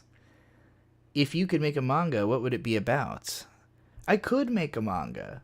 And so if I knew, I would make it, probably. I mean, I guess the easiest way for me to answer that question would be pornography. Like, if I could actually draw, I would probably just draw pornography. Because, like, it's what I have the most ideas for. But yeah, otherwise, like, I would just storyboard something for someone else to draw if I had an idea. I like drawing storyboards. So, I storyboarded a bunch of short manga for the Kusomega book, which have been adapted into, like, most of them are either 1 or 2 pages, with one being a 12-page magical girl story about Gil, the Maho Shoujo Gil comic. And so most of those have not been released in any way to the public. But yeah, I did storyboard a whole bunch of comics. It was very gratifying. It was really fun to see them all turned into complete manga. It taught me stuff about, what I need to improve in my paneling. And I like doing it. But if I had more ideas, I would draw more manga. And anime. Like, I also like doing anime storyboards, and I storyboarded an animation that Mint Salad has done a whole bunch of animation work for. We haven't worked on it recently, but I like doing the storyboards. So, but if I could draw myself, if I didn't have to storyboard it for somebody else, and I could draw up to a standard that I thought was acceptable, I'd probably just draw pornography.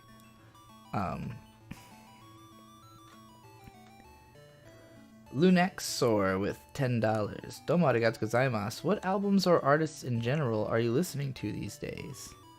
Well, I can break out my Spotify and tell you that. So, actually, let's see. Let's make it... Can I window capture my Spotify? It doesn't look like I can window capture the Spotify, but I can just display capture instead of window. Yeah, alright, so let's see here.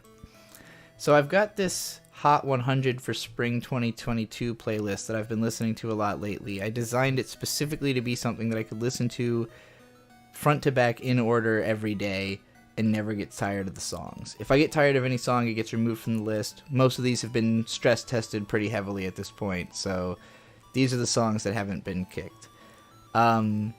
So you've got some anime songs. Ask DNA is from the Cowboy Bebop the movie soundtrack. This is the second Eureka 7 ED. You got Work Work by Clipping, which is one of my favorite acts, period.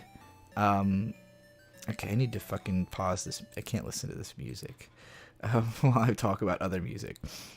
Clipping is one of my favorite acts, period. David Diggs, God tier rapper. TV on 10 by The Uncluded is probably my actual favorite hip-hop verse ever. It's a Aesop Rock with Kimya Dawson. Maps and Atlases, Every Place is a House. This is the most ridiculous math rock song of all time. Actually, I could probably play a little of this without getting claimed, so I'm just going to play the very beginning for you. Oh, wait, that's too quiet for even me to hear. Hold on. There we go. Hold up. Yeah.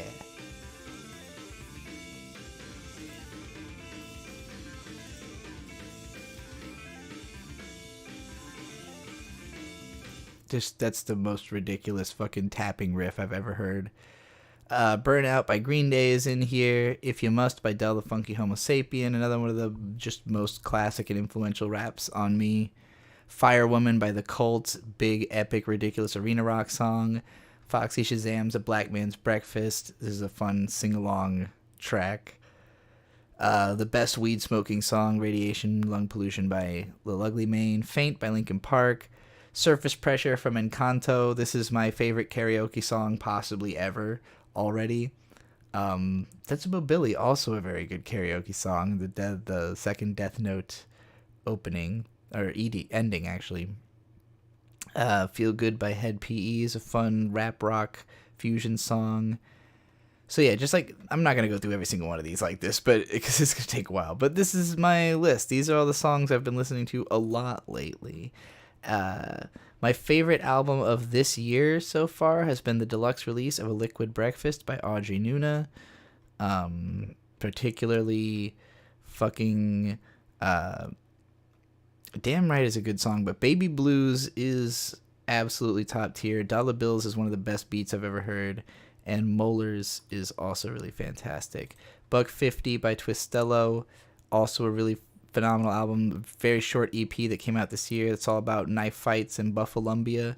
I talked about these also on the Jittery Zeitgeist podcast, the hip hop show that I do with Riley and Bat Eater and legendary hip hop producer Cranberry Dave over on the ASE Presents channel. We did an episode talking about specifically Lupe Fiasco's Tetsuo and Youth at length, and I also recommended these two albums. So that's why, and then in the next episode we're reviewing Veteran, which is why I've been listening to that a whole lot. JPEG Mafia is another one of my outright favorite artists. Looks like I've been listening to some Kendrick Lamar lately. Oh, because we covered Damn on the first episode. Yeah, okay. So that's mostly what I've been listening to lately. Let's go back to this being not a full display capture.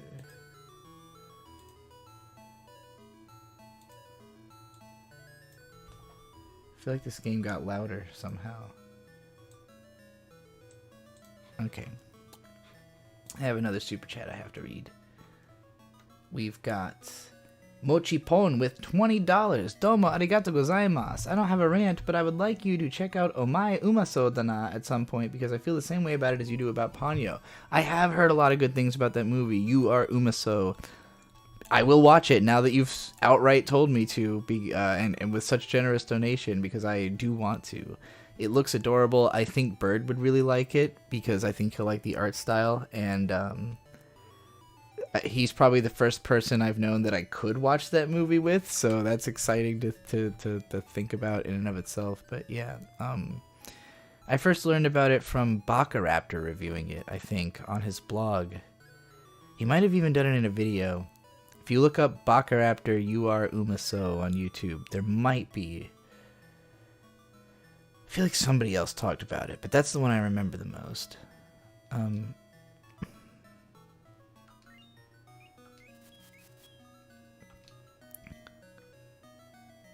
Okay, let's station our chocobos.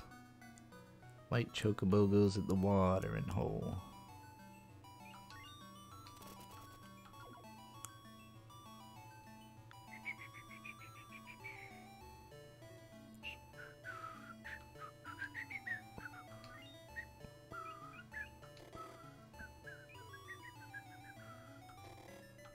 Oh, wonder why he can't take a job.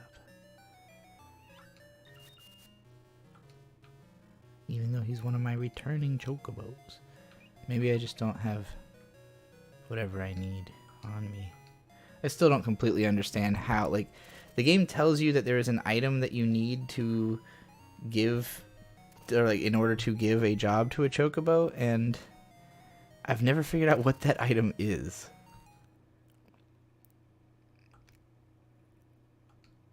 Harvest season. You are Umaso.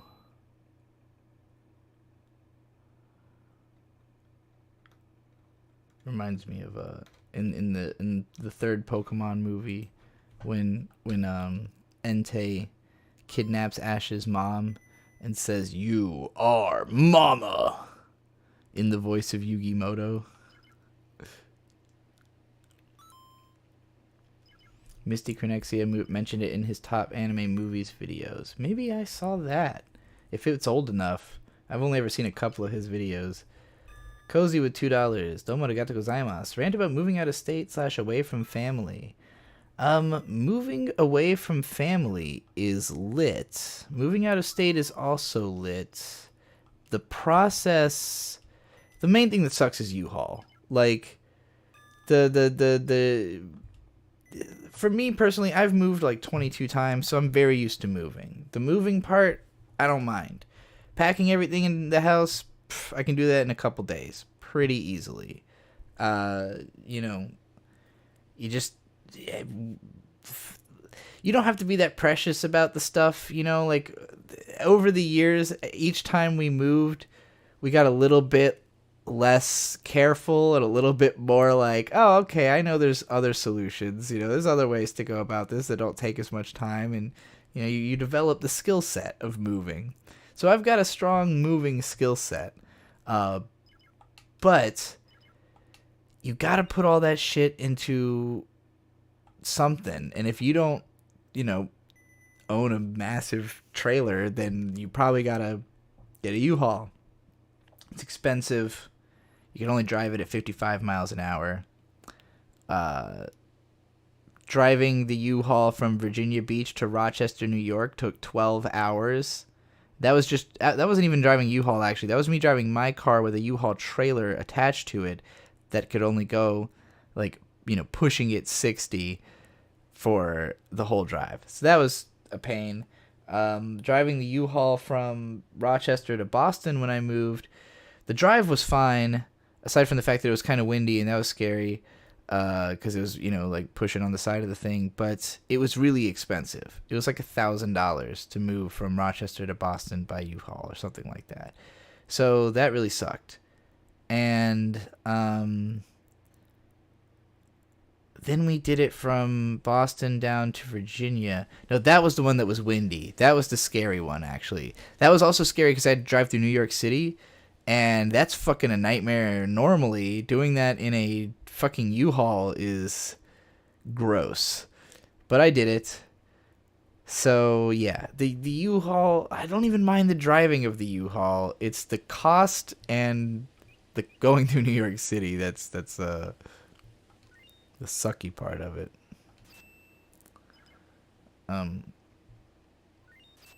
Moving away from family, though, I mean, deeply based, deeply sludge, if you will. It's the right move, at least for me.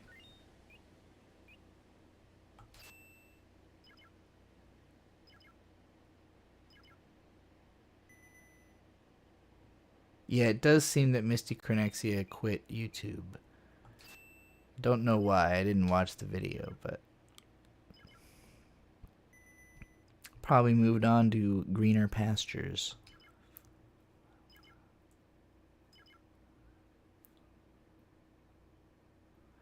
Do I no longer relate to Kusomega? I definitely do still relate to it. I've been working on it. Like I'm still doing Kusomega. I reread it not too long ago to like take notes on all the lore to make sure that I was incorporating everything correctly. Yeah, I would definitely say I relate to it differently, but like when I started Kusomega, when I wrote the first book, it was meant to be mostly a parody of like light novels, you know, like the protagonist was just supposed to be like my conception of what a light novel author is like. And so there are similarities to myself in the character Takuma because I put a lot of my own perils as an author in there, but I wanted him to be like kind of a edgy douchebag, you know, in the first book. And then that's like that attitude is brought low by the ending of the first book. So when you get to the second book, Takuma's almost not a character for the first like half because he's so broken, and it's all about establishing Soraya. And she is also very similar to me, but like she's my conception of a autistic psychic, you know, but like also filtered through me and my own frustrations of communicating with people and, you know, and being overly literal and stuff like that. So, you know, between the two of them is a lot for me to connect to, but both of them are deliberately like, you know, just taking a little bit of me and then combining that with like a tropey parody of something else. And then like the other characters become more and more like me as the story goes. Where like I introduced Gil, and at the start she's just kind of like a Genki lolly who's very understanding of Soraya, but as she goes along, she starts communicating in a way where like I'm putting more of a frustration that I would relate to this character with into her, you know, and becomes more believable. So like the more the characters are like me, the more believable they are, the more they can develop, the more they can have strong opinions because they are reflecting something about the way I feel. But it's the, you know, it's the meeting point between my feelings and the cliche that I'm drawing from. What do I have in common with, you know, the little magic, you know, the little magical girl, beast girl? Like, how would I feel if I was her? You know, that's kind of where the mindset is with each character. So all of them are relatable to me in certain ways. And I also look at them, and if I change as a person, then I have to look at them and say, well, like, okay, well, how are you going to change? You know, or can you change? Can you achieve what I have? And so, you know, I think that I definitely was stalled on Kusumega for a while because of the fact that it was hard for me to figure out, like, where do I need to take these characters next, because I've already brought them to where I'm at emotionally, you know? And so now that I've moved to, like, you know, now that I've kind of moved on, I can look at the story from an outside perspective to where I was at the time and kind of break apart, like, what about the direction I was trying to go in doesn't make sense, and that's why I couldn't continue it, and what I can change to make it make sense, you know? Talking about writing is it's hard for me to know how relatable any of this is. Like, I don't know how many people have had these kind of experiences. Is Kusumega available online? Yes, you can go to kusumega.com. Spelled exactly like you did, but without the space. Just kusumega.com, and you'll find the links to where to read it there, and also all the fan art. And I'm just making sure this link does in fact work, but yeah. Yes, it does. Trapped in my own shitty light novel after killing myself, so I might as well court the hot-ass goddess that summoned me. You click the Consume tab, and it'll take you to all of the available content, including the Volume 3 Nutcheck preview, which is unlisted on YouTube, but is still on the site. No, it's actually private on YouTube, so never mind. I'll just fix that right now. I'll just go ahead and make it unlisted so you can still find it on the site. Okay, so now you can get the preview chapter of Volume 3 on the website. But, yeah. I thought the second book pretty exposition heavy. I checked out during Gil's explanation of Beastmen culture and history. That is understandable. It goes on for a long time. The reason that book 2 ended up that way is that when I wrote the first book, the biggest... like the number one comment people had about it was that it needed to have a in-depth explanation for how the magic worked, because I just had like random magic stuff kind of happening, and so I wanted to create the most convoluted possible explanation for how the magic worked. So right at the beginning you have this ridiculously long explanation of psychic powers, but like the joke is that it's what they can do is incredibly mundane, but how they do it is incredibly complicated. And so it becomes this like ridiculous explanation. I don't think it's the strongest part of the book, but I enjoy it.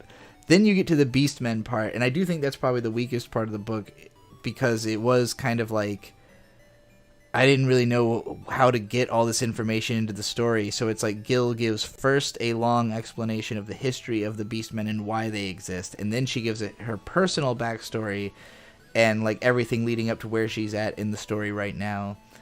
It is quite a text dump. And it comes not too long after Takuma having already done his own deep exposition on his past. So yeah, it's a rough patch of the book. I think it gets better after that point. But book 3 is nowhere near as exposition heavy. It's a lot more action focused. It's mostly people punching each other through the sides of mountains and shit, and like big superpower crazy battles. it literally becomes a battle manga. Like, I couldn't help myself. Deep down, I just want to write shonen battle manga, so, like, when you get to volume 3, it just becomes a big, dumb shonen battle manga, and I love it. And by manga, I mean light novel, obviously. Because there ain't no god dang... Well, there is comics, but it's not mostly a comic. Okay, I should probably continue playing this video game that I'm supposedly playing on this stream, mostly just listening to the repetitive music. I'm sure all of you are going to be hearing this song in your sleep after this. Anybody who's stuck around long enough. The average view duration on this stream is 4 minutes and 10 seconds. So I have to assume most people come in, they get nauseated by the music after a couple minutes, and then they nope out. I don't know why my black chocobo won't do stuff this particular round. But I'm going to catch this wild chocobo and bring him into the fold. Maybe it's because there's no mountains, but there is a mountain, right? I think there's a mountain in the top left. Yeah, I don't get it. Even new chocobo will take a job.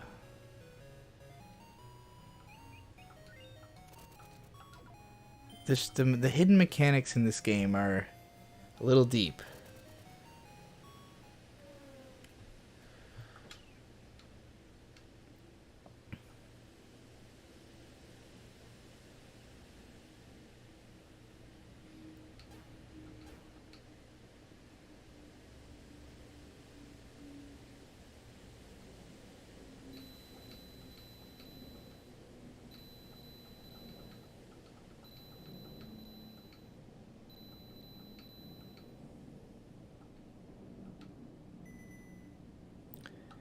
I really hate the whole, auction section. Like, I get that this is this is probably really important to the competitive angle of, coming in first place. But, it's just so much. And you do the auction and the shop right afterwards. It's just kind of a lot.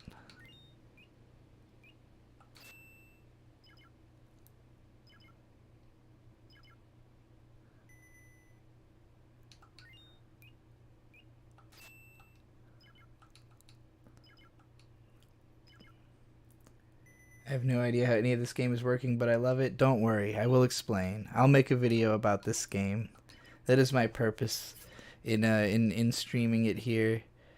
And this is a game that there is almost no information about. Like, it just got fan translated. It doesn't have other YouTube videos about it or anything. There's not a bunch of information or playthrough videos or anything. There's a really cool commercial for this game that's anime. It's got a really cute the thumbnail that's on this stream comes from the Chocobo, the Hatarake Chocobo, or Hatarake or Hataraku. I don't know which one it is. Hataraku Chocobo. If you search it on YouTube, you'll get the commercial that has an animation. It's super adorable, and it's where the thumbnail comes from. But this is a goddamn Wonderswan Color game. I have never played the Wonderswan Color before this. I downloaded a Wonderswan emulator just to play this game. But it's just because on CD Romance, a bunch of Wonderswan Color games out of nowhere got English fan translations. I assume probably from the same group. I didn't look that deeply into it. But...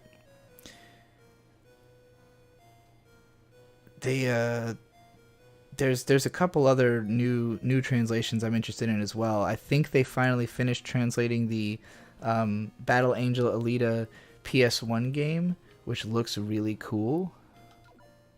I got no chocobos. I think my black chocobo ran away because I couldn't find a job for it or something. I don't know. I didn't find any wild chocobo. All my chocobo are working. I just don't feel like I'm accomplishing much this round. Lightock911 with $5. Domo arigato gozaimasu. You mentioned storyboards. When you think of characters, is it easier to have a visual representation or is it all in your head? When I'm Um, when I invent a character, I usually don't have a visual representation when I create them. I will often create one afterwards. Like with Kusomega, I drew all the drawings after writing the story. So it was like I wrote volume 1 and then I thought, okay, like what do these 3 girls look like? And all of them were pretty much like, I guess what I will say is, you know, in my mind, the characters just end up looking like whoever they're kind of drawing from. So with Exia, for instance, her design is explicitly based off of what's her name from ReZero? Felt. The little blonde girl from ReZero. So it's just like supposed to be like Felt with a different hairstyle, pretty much, like design wise, and like darker skin. And you know, I drew clothes that I could draw, but that is like in my head I was like, this character should look like Felt but with red hair, you know, and I did my best approximation with that, but I literally was looking at fan art of Felt when I drew the picture, you know. And then Aether is actually, her design was based off of a Drakengard 3 poster that I had above my desk. Like, I haven't even played Drakengard 3, but the main girl's really cool. I have a poster of her. And so, you know, I was like looking at that outfit, and the fact that she has like a thing over her eye is why I drew the thing over her eye. And then third character was Baika. Baika is based off of the girl from Dr. Stone, the blonde girl who wears like just a smock basically and like is in love with the main guy.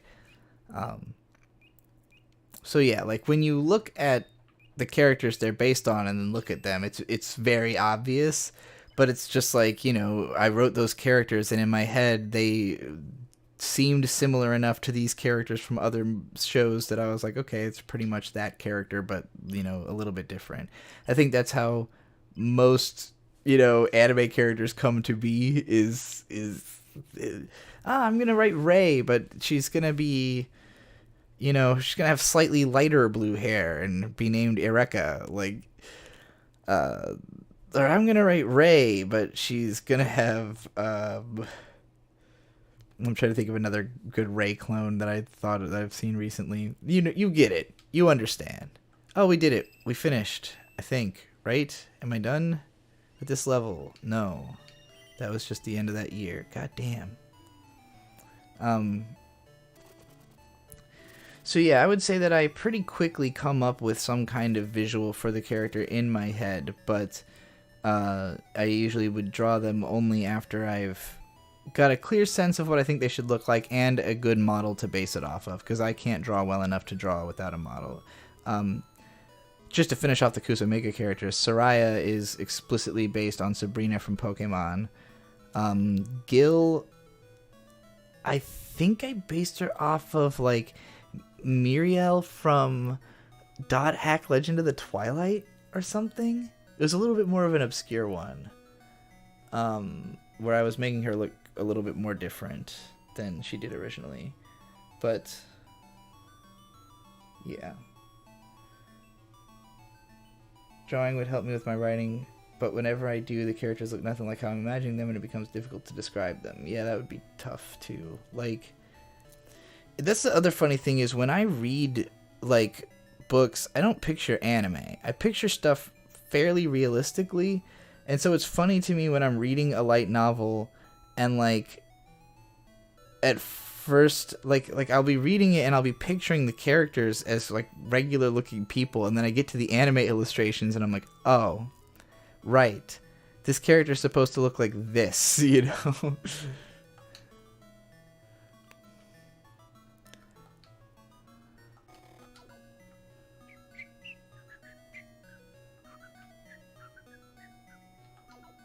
I don't really know what to do with this round in this Chocobo game. It doesn't seem like any of the places that have Chocobo in them have been like developed enough to be worth moving the Chocobo from one place to another. So I've just kind of left the ones I have doing their jobs. There's not a ton. Oh, there's a wild one. I can get him. See if he'll help me out. There's another thing, a mechanic in this game where if you talk to one of the other people's Chocobo while it's working, then it gets like distracted. And I don't know how you can I don't know how much you can game that. But it would definitely be interesting. I also don't know if it's like good or bad for you. I assume it's good for you if you distract the enemy's Chocobo, but maybe I'll do a little bit more of that while I got time. Got nothing to do but bother Chocobos that are trying to work. This actually kind of makes me feel bad. Alright, fuck it. We'll finish it off. We'll just save all this extra water we got and go on to the next day. Get this fucking match over with.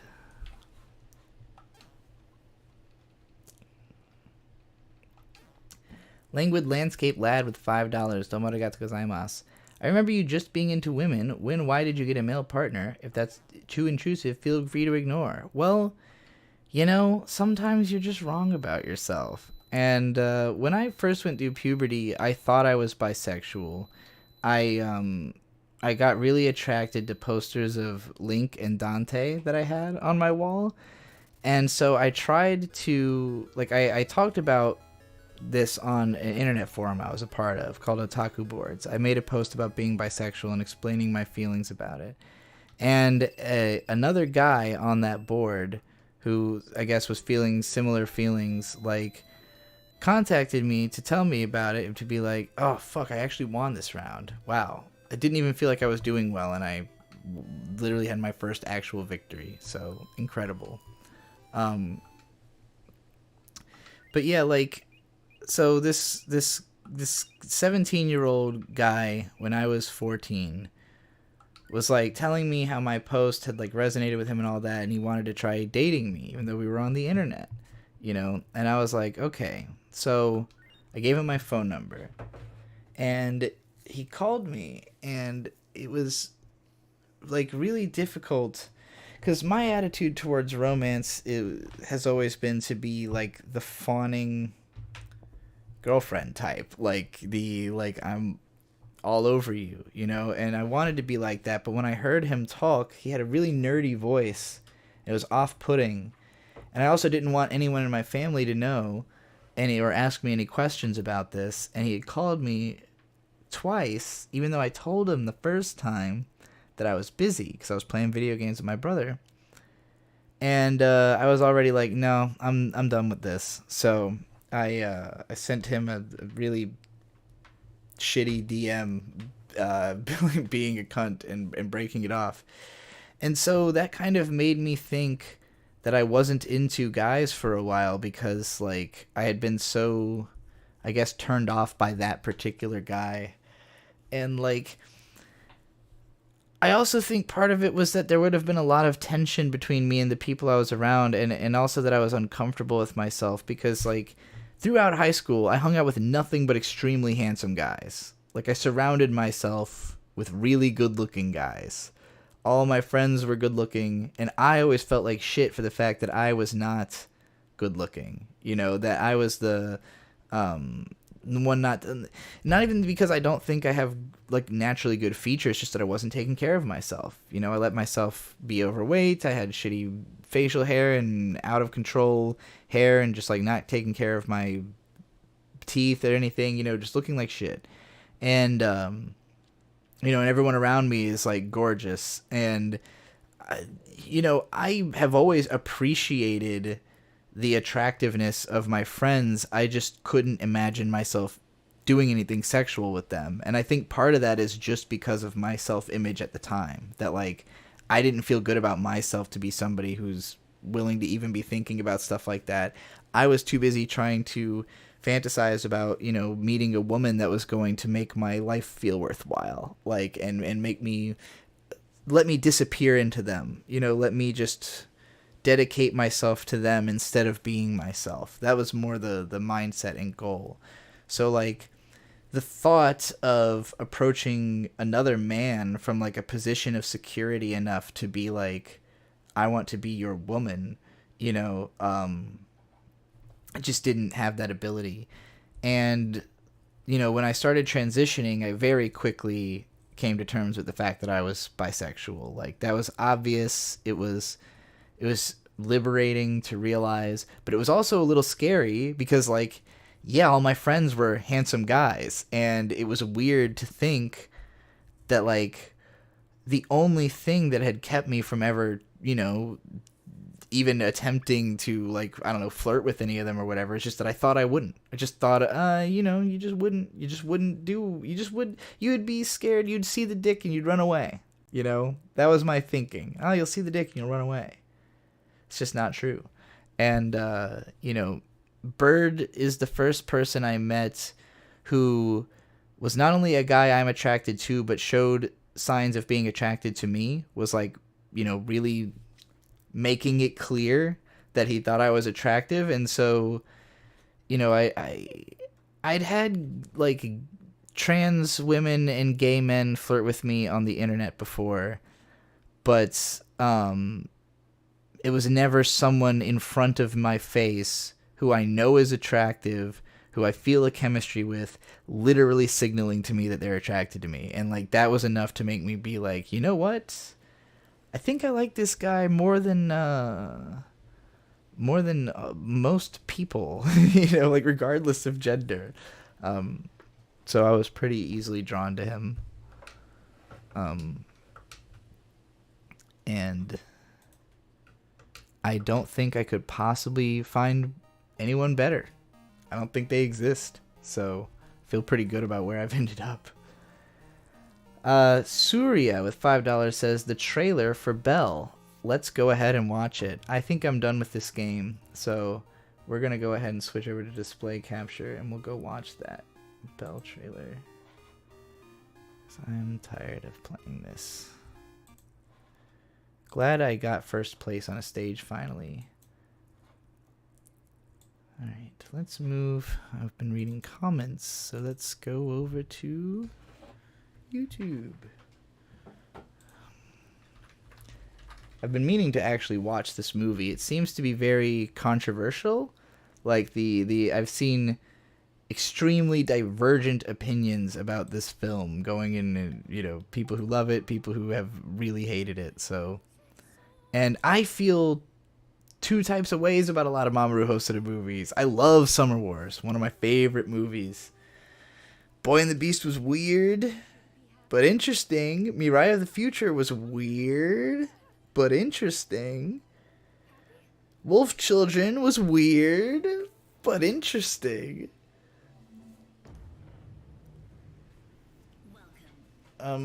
Ooh, I like this internet.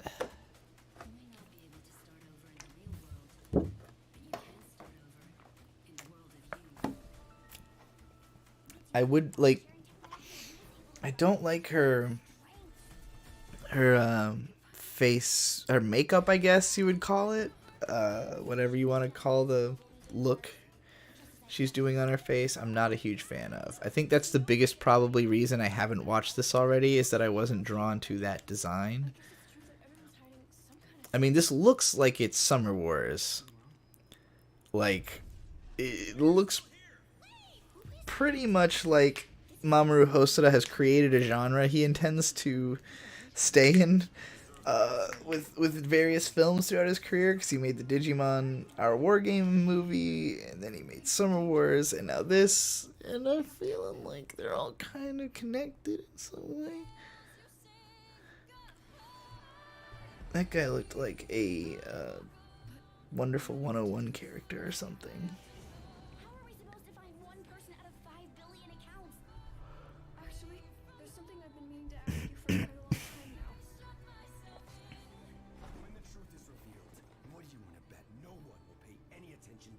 Character designers in Belle are designed by the character designer of Disney's Frozen. That's fascinating, actually.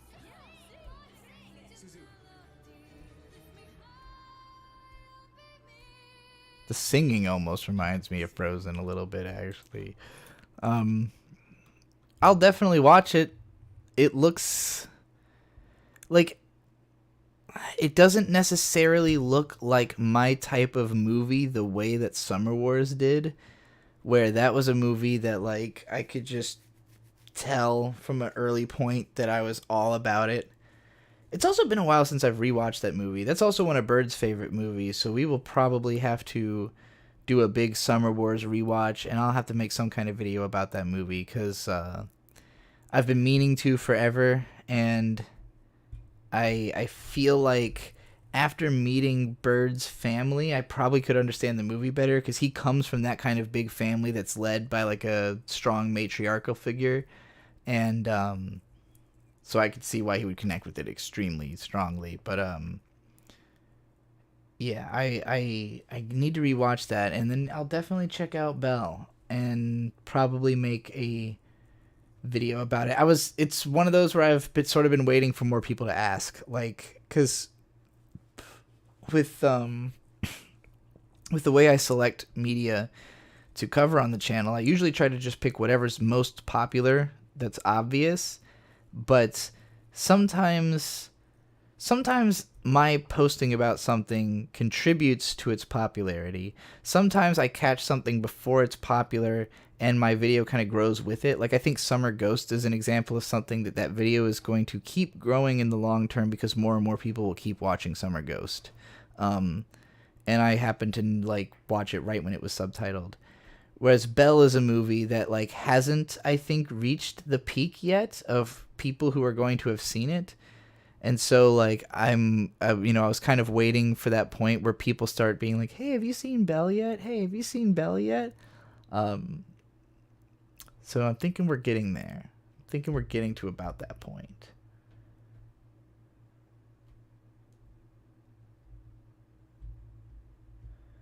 Her avatar looks like the meme pics of Belle Delphine. That is really funny, actually. Languid Landscape Lad with $7.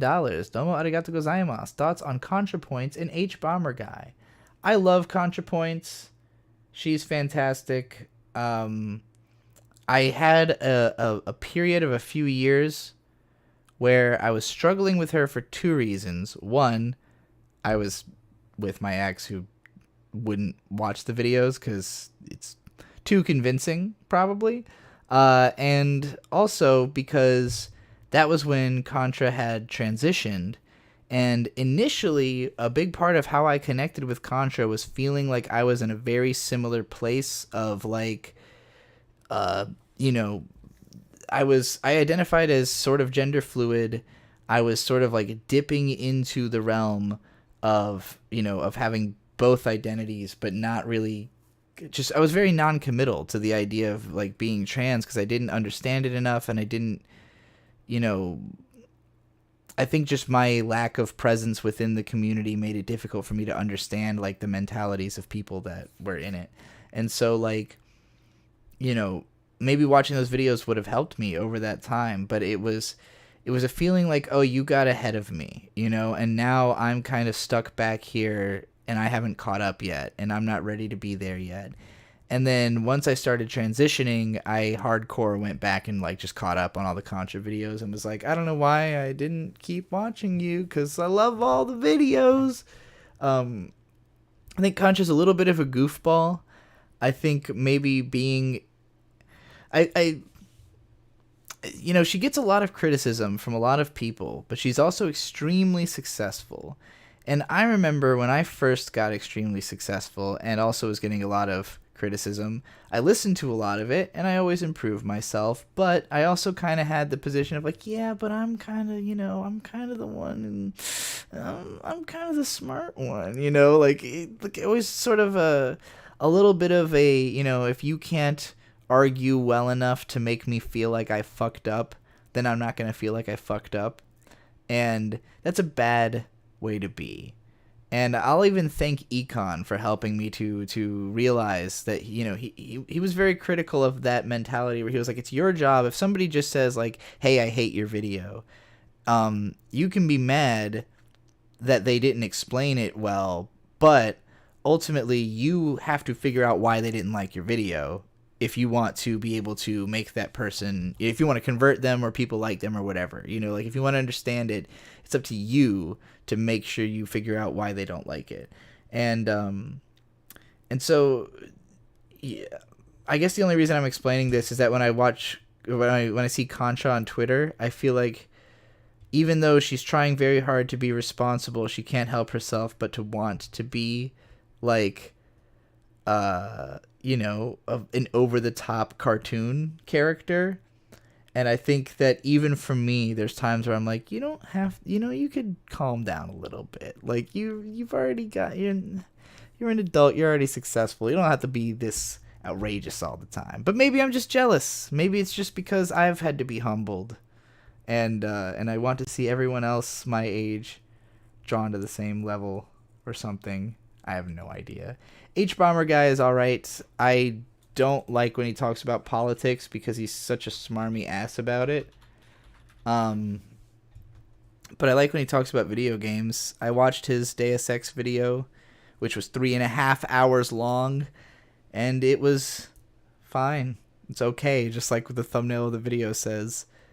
I don't think I've watched any of his other recent stuff. Yeah, I'm looking back through, and I haven't seen anything from the last, like, 3 years except for that, I think. So I think he's alright. He tends to be really long-winded unnecessarily with his video game analysis.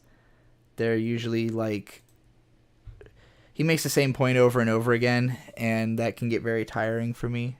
But it's not so bad to listen to in the background.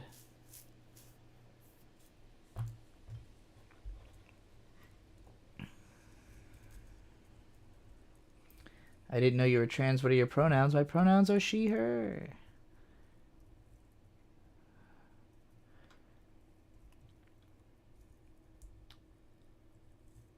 You like his political videos, but not his media analysis.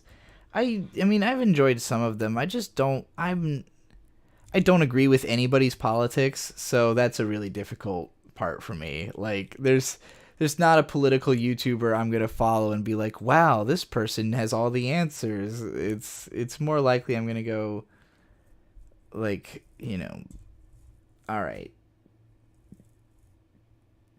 I don't care. Watch his vaccine video. It's God tier. I don't want to watch anything to do with vaccines ever. That sounds like a fucking nightmare.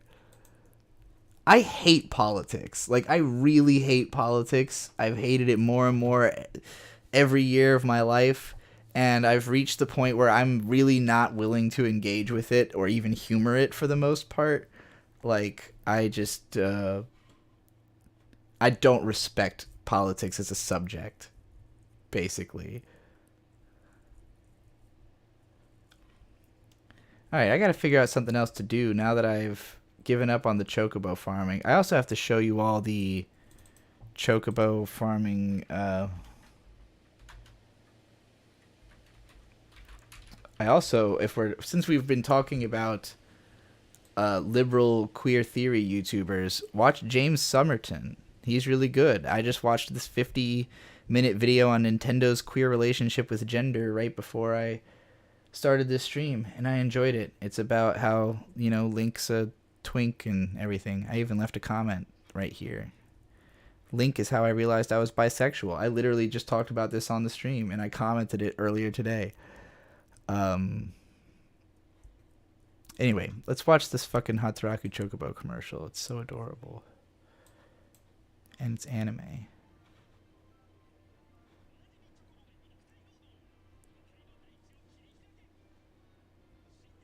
Look at him. Hatarake Chocobo. Its new frontier. Reclamation is chocobos.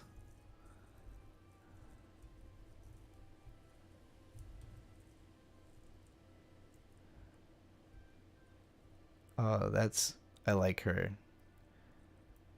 These are great. I'm going to have to look through this to figure out what my thumbnail for the actual review of this game will be, so it's distinct from this stream. Alright, I can see how many levels there are now through that little map screen. Like, I would be curious to see if the levels ever get significantly different, but, like, from what I played, and from what I'm seeing on screen here, it doesn't seem like they changed that much.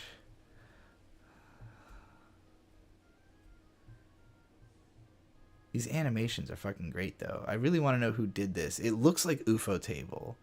Like, if I had to guess, especially from the year 2000, I would say this is probably UFO Table. Because they were doing lots of video game stuff, and this just feels like their style. If not, then it could be like Production IG or...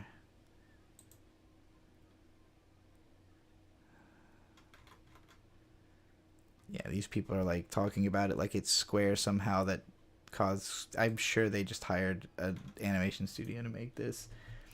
Audrey Rogers with $10. Domo arigatou gozaimasu. A rant about motivation. I've always admired how many times and ways you've started over in the pursuit of success and happiness. How do you summon the courage to do big things?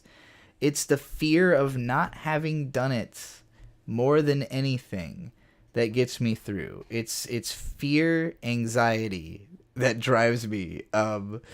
It's when I was a kid, I had the expectation of myself to be rich and famous, and specifically to be a millionaire. And so, like, maybe just because I was over encouraged in my childhood, I just had full belief that that was possible for me, and therefore, like, I've never been convinced it's not possible.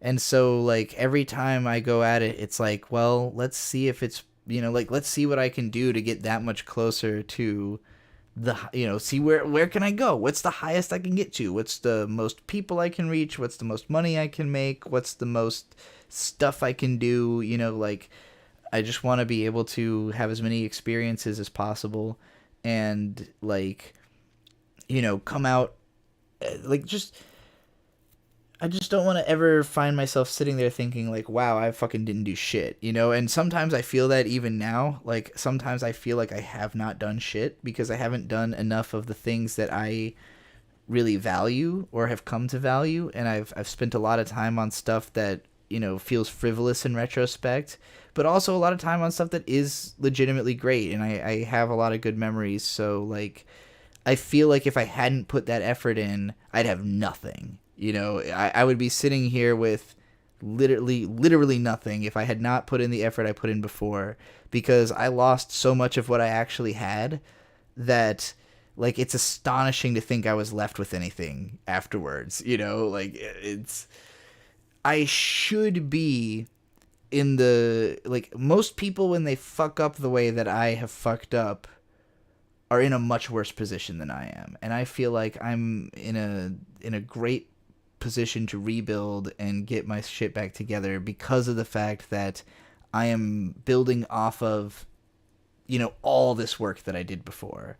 It would be different if I had only ever made, like, a couple of hit videos and people didn't really care about me, or people had never seen me work hard, or people had never been motivated or inspired by me. But, like, if you already have had that kind of intense experience before, then, all I have to do is show you that I can give you that again. There's no reason to think it wouldn't have the same results. So, yeah, like, to me, the motivation is always, like, okay, I'm pretty sure there's no reason I can't accomplish whatever I'm setting out to do. It's just a matter of, failing to have done it over and over again until I have figured out how to not fail, at doing it.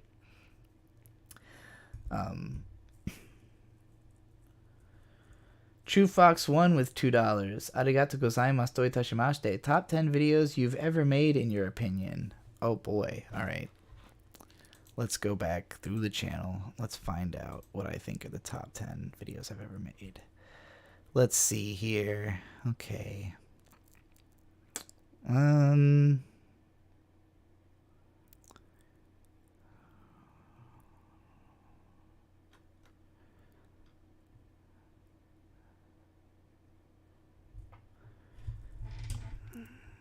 Skinga AU Densetsu video is good, but I don't think it'd be in the top 10. We Have Forgotten Love is good. I don't know if I'd put that in the top 10.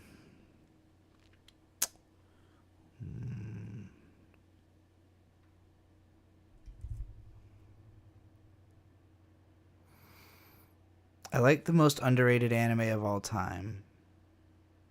Don't know if it belongs in the top 10 necessarily, but it was... I remember having fun making that.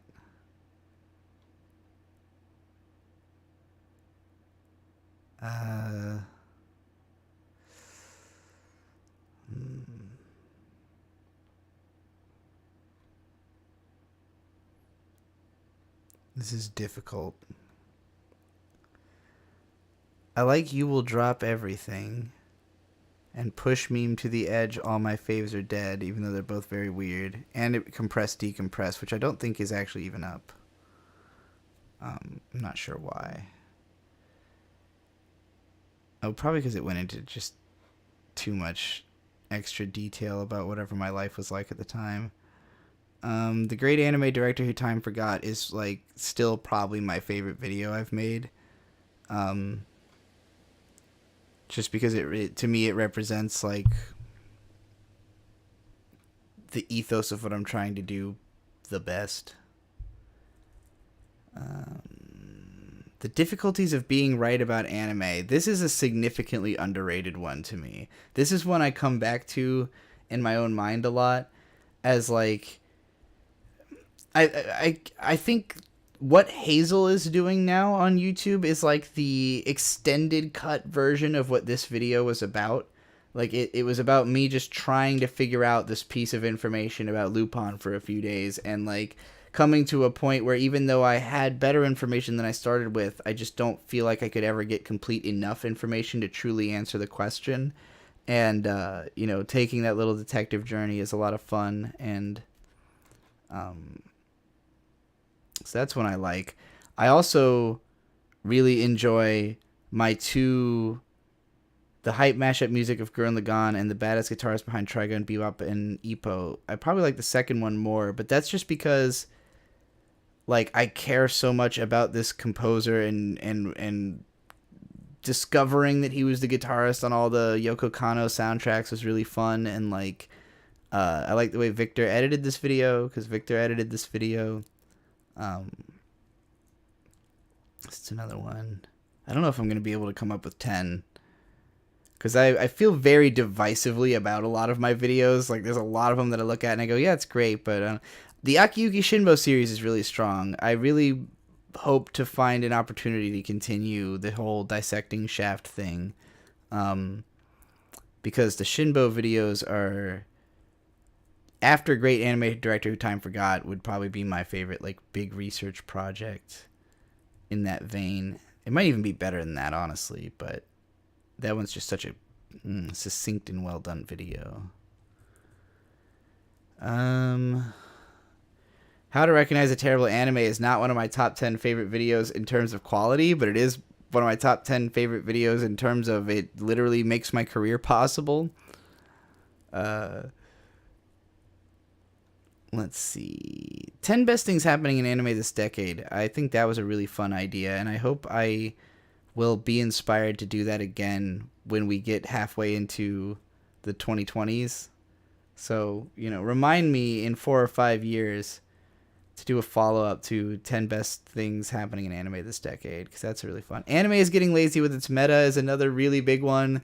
This is like kind of succinctly my statement about all of it, you know. It's also a really funny video that I edited myself, and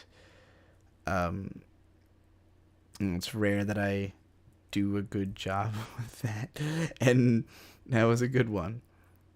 So yeah, I also really like the Lyrical Nanoha franchise retrospective. Best reaction to eating food in anime, that's another one of my favorites, just because both of these two are like, you know, hey, I'm really good at noticing trends and stuff, and I want to make videos about these neat little trends I found. And I really like those for that reason. The Gurren Lagann versus Kill la Kill thematic rundown. This video could have been a little bit longer if not for the fact that at the time I was restricted to 15-minute videos because of strikes on the channel. But I think this is like the best video about this subject. And one of the best thematic rundowns of those two shows that's on the platform. So yeah, I think whatever, all the ones I just named, I don't know if I reached 10, but those are my favorite ones, I think. I also really liked, I'm trying to think, like, what's my favorite episode of Anime Alphabet? And I feel like the one I was the most satisfied with how it came out was Ninja Scroll. Cardcaptor Sakura one was really good, too. I skipped this, I feel like. So, yeah, oh, and Inuyasha was pretty good, too. So, yeah, I like the Ninja Scroll, Inuyasha, Ginga AU, and Cardcaptor Sakura videos probably the most. And the Digimon Adventure one is also pretty solid. So those are probably my favorites of that series. Anyway. Gary Always with $2. Arigato gozaimasu. Super chats feels like throwing dollars at the strip club. Well, you're getting not a lot of action for that strip club dollar. I mean, I don't know. Would you rather, if you went to the strip club, that they, like, you know, sat on the other end of a wall and talked to you through a phone? It's more like a call service, like one of those, like Miss Cleo. When you call Miss Cleo and she charges you, like, you know, a certain amount of money per minute or whatever. I think it's a little closer to that. I'm your psychic.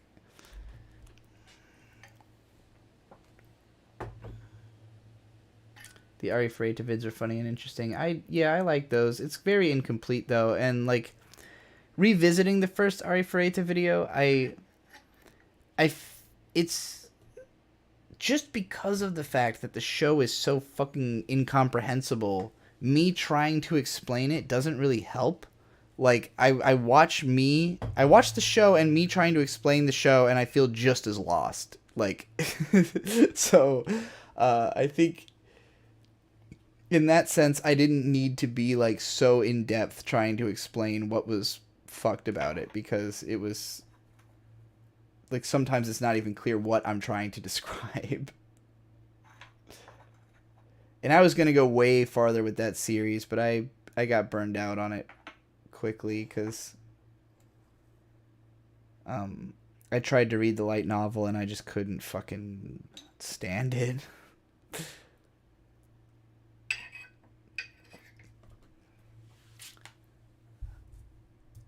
I love your Makoto Shinkai video. I like that video and all the points I make in it. I think I'm a little unfair to him because I don't think that I appreciated the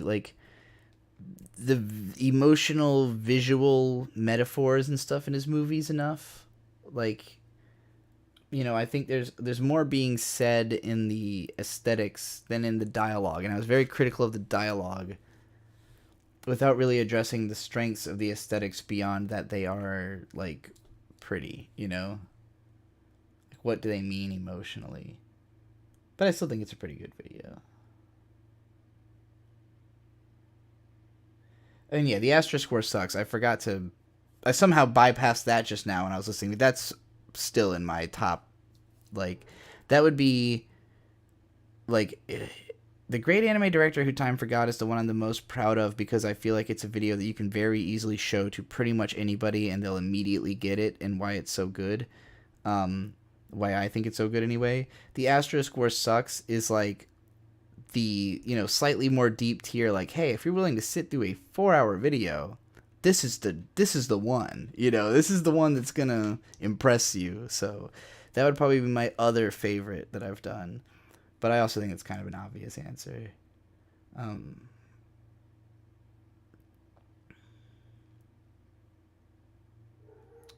I agree with you that video makes me want to read Apocalypse Zero, and yeah, it's not available in English. It's unfortunate. Or else I would have read it for that video, probably.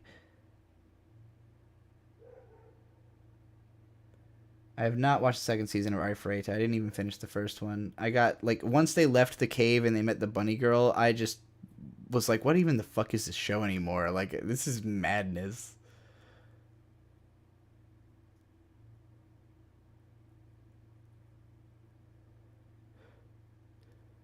Super Eye Patch Wolf described Who's movies as two attractive people running passionately at one another. It sounds really funny, but I'm not sure which. I don't know if you're talking about Shinkai. That sounds, yeah, that sounds right. Would I consider doing an hour's length video deep diving into an anime again like the Astro Score video? Oh, my friend, I'm already doing it. It's on Eureka 7 on what makes it so great. We're in the process. There's a trailer, a sort of series preview that I've released for it called the Best Original Coming of Age Anime. But the Eureka 7 series will be longer than the Astro Score Sucks when it's all done. It's going to take a while to make because it is so long, but the first part will be out in the next few days. So, yeah. And then also I haven't finished it. I plan to go back to my Log Horizon series, but I have like 2 hours worth of videos on Log Horizon. And I also have the 2.5 hour Psycho-Pass versus Psycho-Pass 2 video, which you can check out. All of those are similar types of like super in-depth, super long-form deep dives that are up.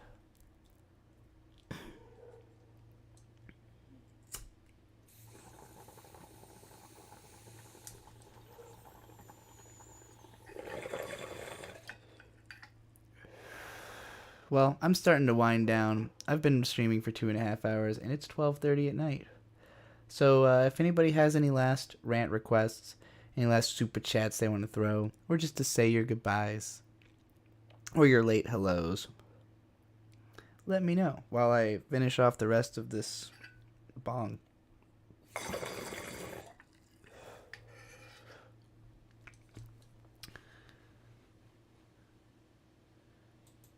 And then I'm going to go and probably really quickly write a video about that Chocobo game I was playing. And then I'll probably voice and edit that first thing in the morning. And then I'll get back to work on my Eureka 7 video. And maybe I'll even live stream in the morning. Although I already live streamed at night. And tomorrow is Monday, and people are not usually really up on Monday morning for these streams. But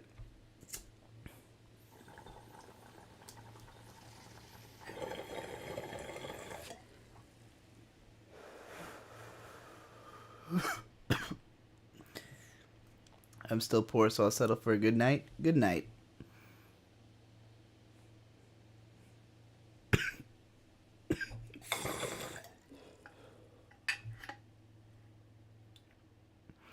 Still got a little bit more to finish.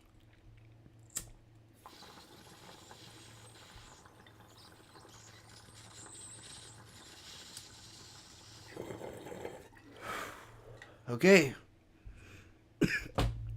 Time to hit the hay. Good night, everybody. Oh, shit. Wait. Gary always with $2. Hi, Digi is so different from Hi, Trixie.